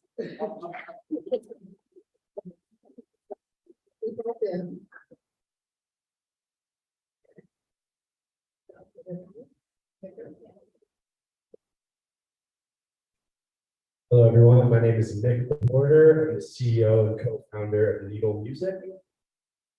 So I think we can all agree that music is the art form that connects people more than anything else in this world. And we're living in the era of technology where you have access to millions of songs at the swipe of your finger, yet there's no dedicated digital space to connect with other people through music. Think about that. So I created Needle with two co-founders, and we initially wanted to create a better way to find and share music through people as opposed to algorithms. The idea is that everyone is interacting in their own ecosystems, whether you're a Spotify user, SoundCloud user, Apple Music, YouTube, et cetera, and there's no layer that connects all of these users to each other. And as we see the worlds of streaming service and social media converging, TikTok, through, songs on TikTok now being on the viral charts of billboards, it's clear that these worlds are converging, yet there's no platform that brings together and sits at the intersections of social media and music. So really what we're doing is amplifying these existing streaming services. So every stream that happens on Needle counts as a stream for the underlying service providers. So we're really just enhancing their core objectives. And it's proven one of our core theses that there's no better way to find music than through your friends, with our song save rate at 52%. So 1 in every 2 songs posted on our app gets saved to the Spotify library, which is over double that of the best playlist that you'll find on Spotify. So that's why we initially created Needle. We've been in our beta for about a year, as of last week, actually. And what we've learned over the past year is that people do definitely like to find and share music between people. But what they actually like even more is the ability to connect with each other through a shared song, through the love of an artist, through a genre, et cetera, et cetera. So that's actually what we're doing now, is creating a core product that streamlines people's ability to connect with each other through music. So that's why we're here today, is to raise a seed series round. In order to do that, I have some photos here of our product, so I can talk through a couple pillars of our product. We have a song of the day feed, which is essentially a radio station curated by your friends that you can filter by genre, by top curators, by your favorite people on the app. We have our group messaging feature, which is somewhat of a Discord for music, where you're seeing niche groups pop up around, film scores and soundtracks, around songs that make you think of romance, around location, My Music Club, and New York Game, things of that nature. And then also, of course, around genres, rap music, house music, et cetera, et cetera. And so what we're doing now is, sorry, I lost my train of thought a bit, but the reason we're here today, is to introduce this ability to connect with each other through music. And to date, we have raised $800,000 from family and friends across 3 small rounds. And we're looking for our lead investor for our seed series raise. And I can just stop there, but would be happy to talk more about this after some Q&A. Thank you so much for the perfect timing.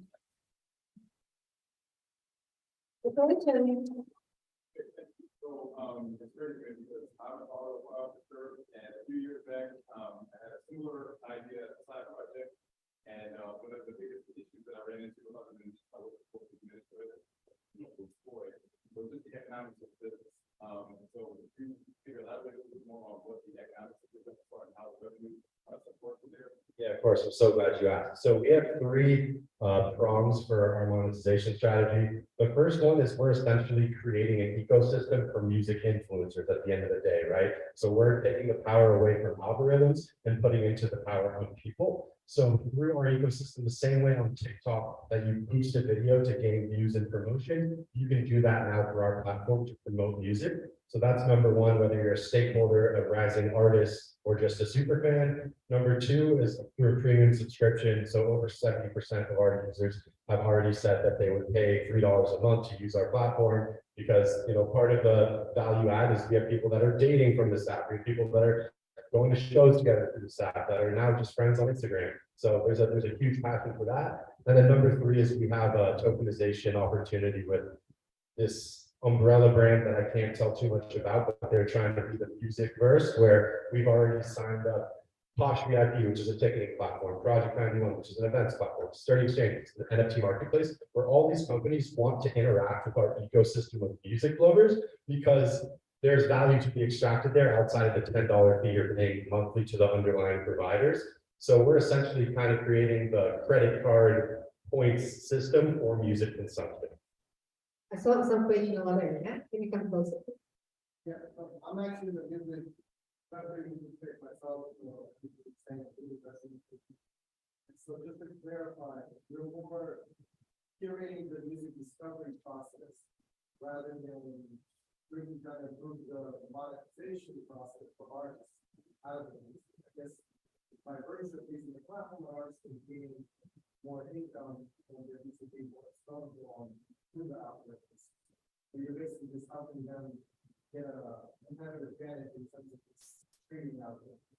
Yeah, you're definitely on the right track. So I mean, the creator economy has a lot of buzz these days. We're actually trying to create the curator economy, right? Where whether it's just a music influencer on our app like myself that just is more a grass levels kind of curator, or you're an artist or an influencer with a fandom and following, I would pay to access my favorite artist's music on a daily basis. So we think that artists should be able to monetize their fans in more ways than just actually creating music, but by also connecting with their fans through the medium of music. Yeah. but- I'm okay to know that.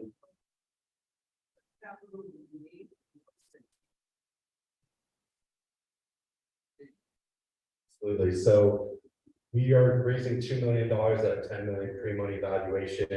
We've been building for 2 years on 800K. We're very gritty and bootstrap. The end goal is for there to be one platform, regardless of what your streaming service use is or what your provider is, where you can freely engage, interact, and connect with other people through music and monetize your music curation and connect with each other through that medium of music. So, imagine a world in which it doesn't matter whether you're a Spotify or SoundCloud user and, the world of kind of music influence. I mean, we're probably too early to tell you exactly. We definitely built this with a lot of acquirers in mind. This is an easy business to, plug into, but we're open, but we envision this being a standalone company that is the layer built on top of streaming services. Mikhail, I have a short question. I read that you have over 300,000 users currently, am I correct? Yes. So we have a little less than that users, but we have 500,000 connections made on our app. So we define that as some people that don't know each other, following each other, or liking unique songs and playlists, etc., from each other. So yeah, there's been 500,000 people that now are connected to each other through shared music.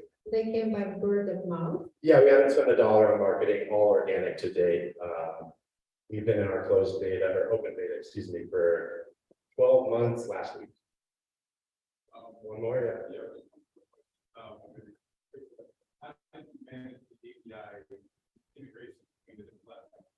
So I'm very glad you asked. Right now, we're still in our beta, so we're only integrated with Spotify right now. But Apple Music, SoundCloud, Deezer, YouTube Music, the streaming services that make up 85% of the total streaming economy, all have APIs and SDKs that they want third parties to integrate with. Because at the end of the day, we're just increasing the size of the music pie. So it's a win for them. We've driven thousands of subscriptions of Spotify Premium already. Many thanks, time is up. We're all waiting for the next. So we can please for the next one, and after that we'll have a different class, and I would like to invite Answer. Have you heard about tech backpacks recently? I've just heard recently, and Artem was going to tell us more about it. And Artem is pitching for the first time. I will tell you the secret, so please support him. Hi, everybody. As you know, my name is Artem Mishuk, and I'm the founder and CEO of Rainspring Backpack. So it's a technological backpack for everyday use. And we, as you know, there is a huge trend right now for these technological type backpacks, and it's getting more popular each day. And we are combined some innovation with fashion. And created some unique solutions here, especially most popular for millennials and Zoomers, big generations. And our features here in hard shell case of safety and touch lock system. It's like a touch ID on our cell phones, topple prevention system, and tracker ID, and also wireless chargers.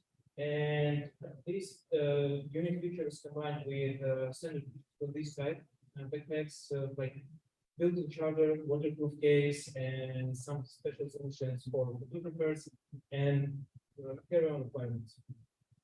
Our hard shell case, we patented it, and it's not like it's not has any direct analysis in our market, and it can resist, as you can see, pressure up to 50 kilograms. And special attention for topple prevention system. I'm sure everybody from us pretty often tells sometimes when beds fall down with possible seats when the seats up and the sudden breaking. So and also in the next year we planning to release tracker ID. So we will build it in our backpacks, and this will be working in single app. So that allows you to set up any outlets. And if someone else stole your backpack or you lost it, forget somewhere, you can find it. And expanding our product line, we are right now producing backpacks for kids and women, sorry, in colorful, in bright colors. And also planning to launch wireless charger backpacks with solar battery and wireless charging strap. Here, some revenue about market. So our market is growing every year over 9%. And there is some figures from Samsung Angle company. Maybe I'm sure so everyone from you know this completely this company. So they have net sales over 800 million in the last year. And right now we have raised $350,000 for initial start here and launch for this year and an expanding market in the United States and Canada as well. And we expect our revenue $10 million more in next 2 years. And our exit strategy M&A with competitors and more marketplace companies. So, and we're looking seed for our development the next year from $500,000 up to $1 million for new market expansion and boosted sales, marketing strategy, and R&D. So here's our roadmap here, and you can see what we've done before and what we going to do soon. And our team, we have experienced team. So I own one company, multimedia equipment solution in education technology. So that's why I'm familiar with like this type of food. And after 2 years, we have revenue $32 million. And I would say frankly, he is creator of these backpacks and my partner and co-founder too. So he has amazing gun skill and new trend over the world. And he launched 2 projects during pandemic and COVID-19. So thank you for your patience. Many thanks. Any questions? How would you satisfy your obligation for your production? Sorry, How would you satisfy your starter obligation, your starter backer obligation before getting into your production? Oh, okay. So we launched our company. Okay, for your wish. We launched our company almost 1 years ago, and we launched when we started from our investment. So and we sold 400 backpacks in the initial start. So after just a few months, without any significant marketing. That's why we decided to expand the market. This is the most of the market. Questions? Any questions? Mike?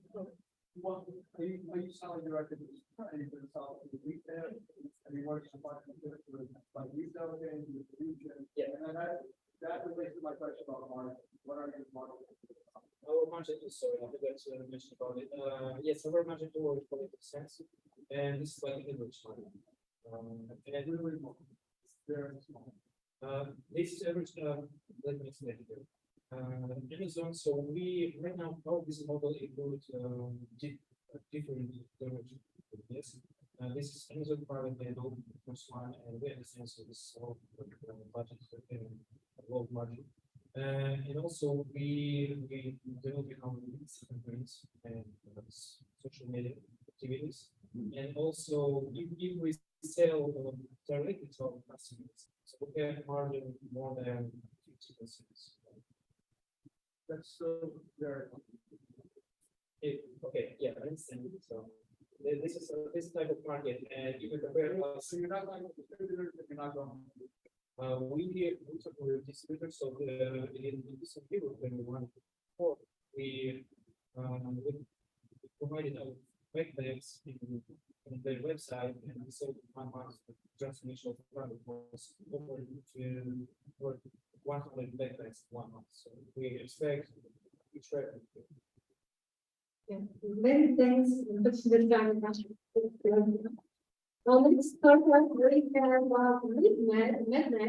and then voice print, and then we look at network. So, greetings to us. Hello.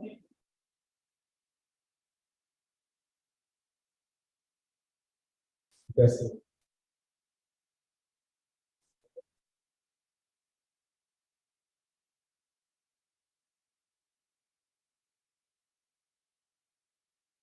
Quite exciting. Everywhere, healthcare, real estate, NFT, music, now back to healthcare. So, my name is David Starry. I am the founder and CEO of Unicorn. I became involved with this project as a physician for 20 years. I'm trying to solve the problems that I'm trying to put my patients there. We're still using the fax machine to transfer data. We're using the phone to schedule patients. And all our data, electronic records, are everywhere. And we're not connecting each other. We have a breakthrough with our key legislation, 21st Century Act, that's allowing companies like ours and startups to get involved in this space and help to in this space. The cost to providers is real. There's something called referral page, which means you're losing money, delaying care, risk to patients, malpractice lawsuits, etc. If you're in this room and you're a patient and have ever used one-on-one provider or navigated our healthcare system trying to see a patient, to see a doctor, you know what I'm talking about. So what we've created is a single integrated marketplace of medical providers and patients, and put the medical providers on a platform where they can communicate with really and exchange records. And we have the patients integrated as well, but we provide them access to web and mobile applications so they can access services, including digital health. The platform itself is part of artificial intelligence as well as the source of truth, database aggregation, and also only scheduling as well as access to patient data. We have a robust market, and what you see here is serviceable, obtainable market, about 400 million in the first 3 years. That's not to be confused with the market opportunity at 10%, which is 2.3 billion. Business model is very simple, it's subscription based and transactional. How we scale, we've already launched our provider B2B platform last year. We're scaling. We just rolled out our ancillary service platform that's patient marketplace applications and so strategies to set up before monitoring. We've segmented our customers, so we're using traditional marketing and sales techniques as well as digital marketing. We have a first mover advantage, zero market, vulnerability, a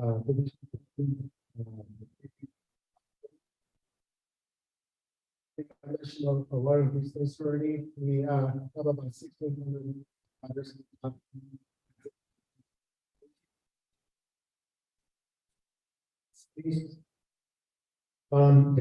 I devote about 90% of my time now as CEO of the platform and position. My co-founder is 20-year experience in the health space, go-to-market strategy, awesome team, and research in this sector to help us with this.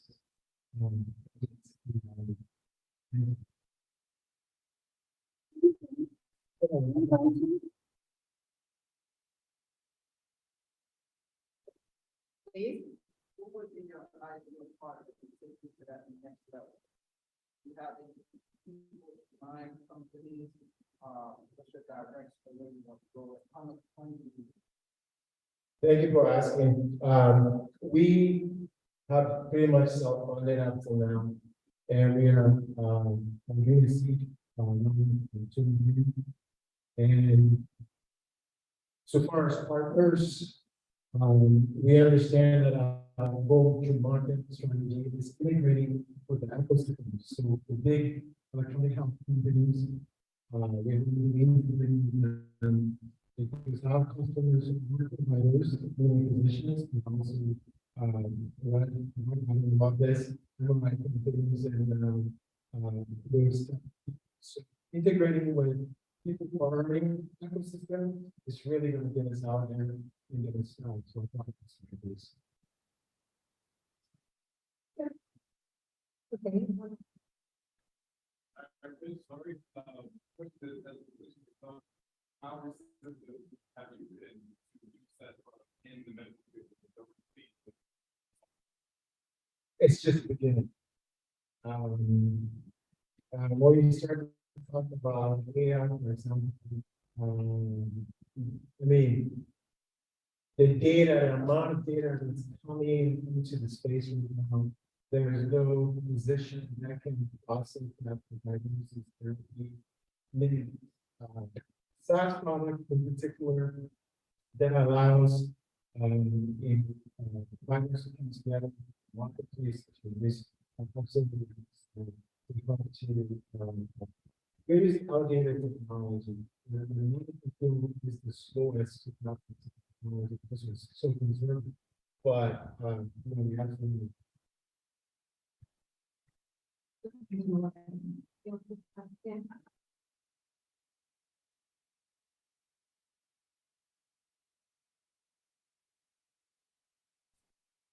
absolutely. So that 21st century mentioned interoperability, privacy is an extension of the time was to meet and we some tiers of making sure to Many thanks. Many thanks. It's a voice thing that came from Sarasota as well. Okay, so Renan, The floor is yours.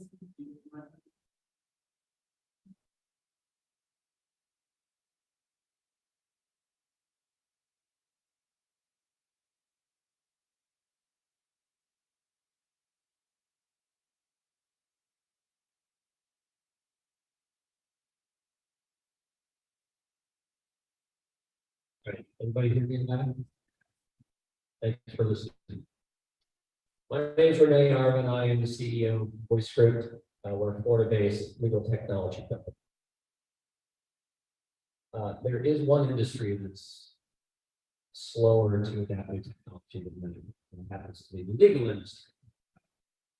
The legal industry has had the same delivery model, or I should say the court reporting segment of the legal industry has had the same delivery model for the last 100 years. That's about to change. But the current way that the market works is the technology today is extremely outdated. It's hugely labor intensive, it's very costly, and it costs about $4 to $15 per page for a transcript. And depending on where you are, how fast you want it, and things like that. The industry biggest challenge, however,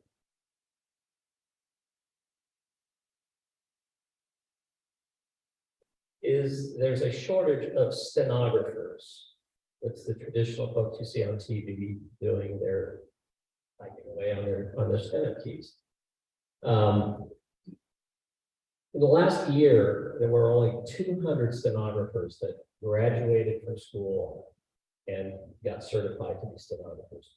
There were several thousand that left the industry. So, and the average age of a stenographer is 59. So steno is a dying skill set.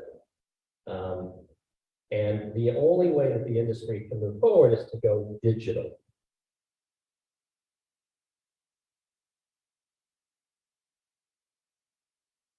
So VoiceScript solutions address really all of the industry's requirements, but we have products for both digital and stenography. We have the industry's first next generation digital court reporting platform. We have a purpose-built speech-to-text platform with real-time streaming. We have voice solutions to help produce transcripts at a very low cost. And then we have solutions also for the stenography community as well. The court reporting agencies, actually, the agencies that use our technology are able to get a return on their investment from their spend with voice script of about 10x or more. And then we have our customers, our independent customers, who are gaining productivity gains of 2 to 3x. They're able to produce 2 to 3 times the number of transcript pages per hour. Our customer base is growing. We have 4 out of the top 10 court reporting agencies in the country and a pretty large mix of mid-sized markets that are coming our way. We expect to have an ARR this quarter of about $2.5 million.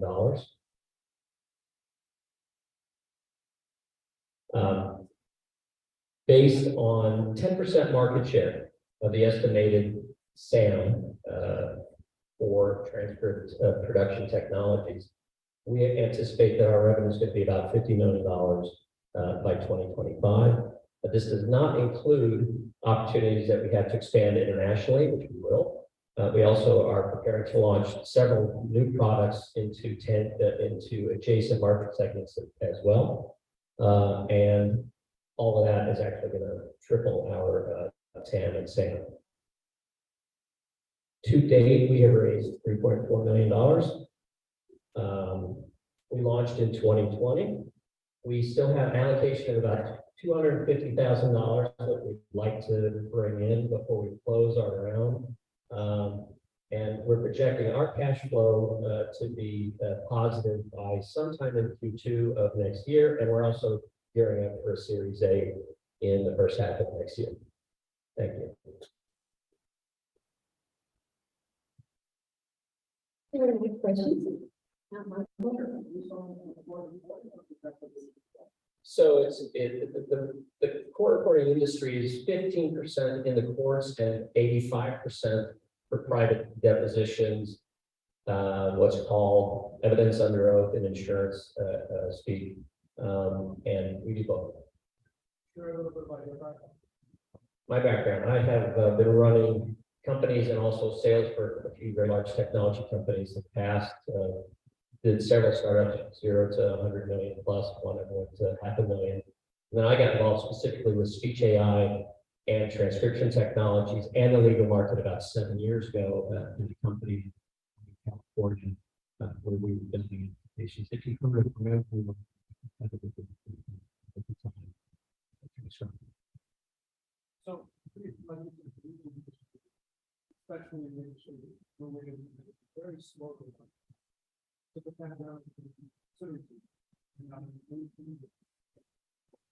How are you going to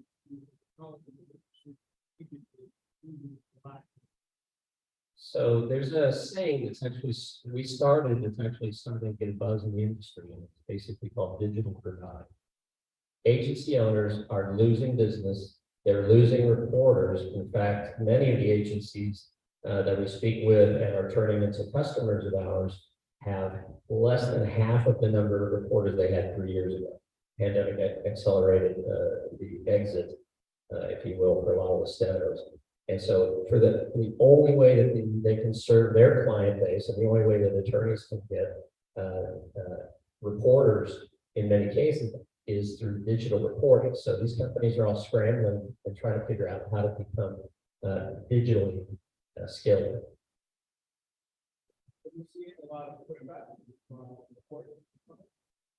The courts in the U.S. converted, they laid off all their stenos over the last 10 years, over the last 10, 15 years. So most of the courts in the U.S. have already gone digital. It's the attorneys, the law firms that have been slow to evolve towards digital.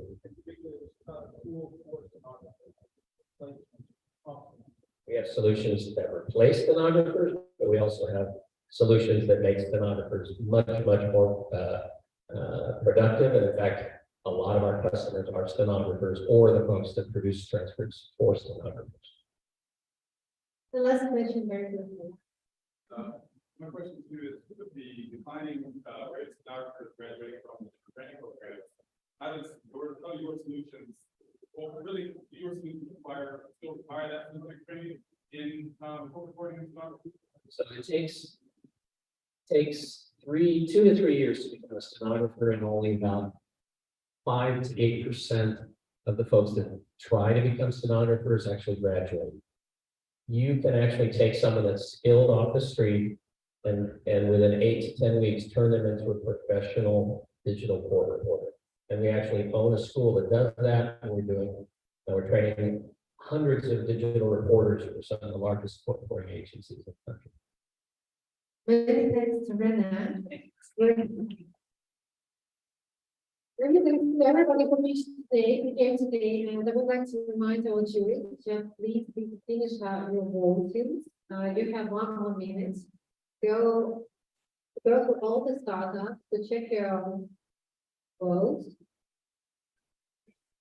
And then just closing the voting, we get an online voting system, which will be, the results will be just published on the.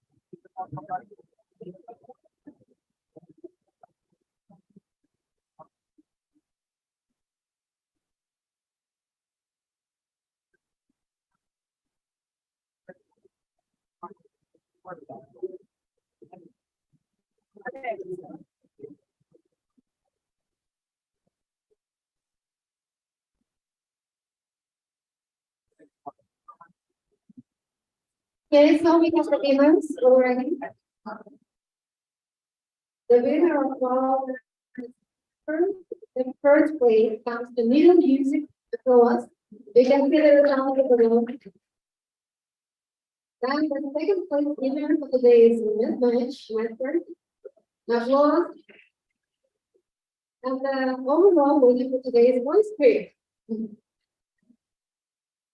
Many thanks to everybody. Please come over here. We'll make a collective photo.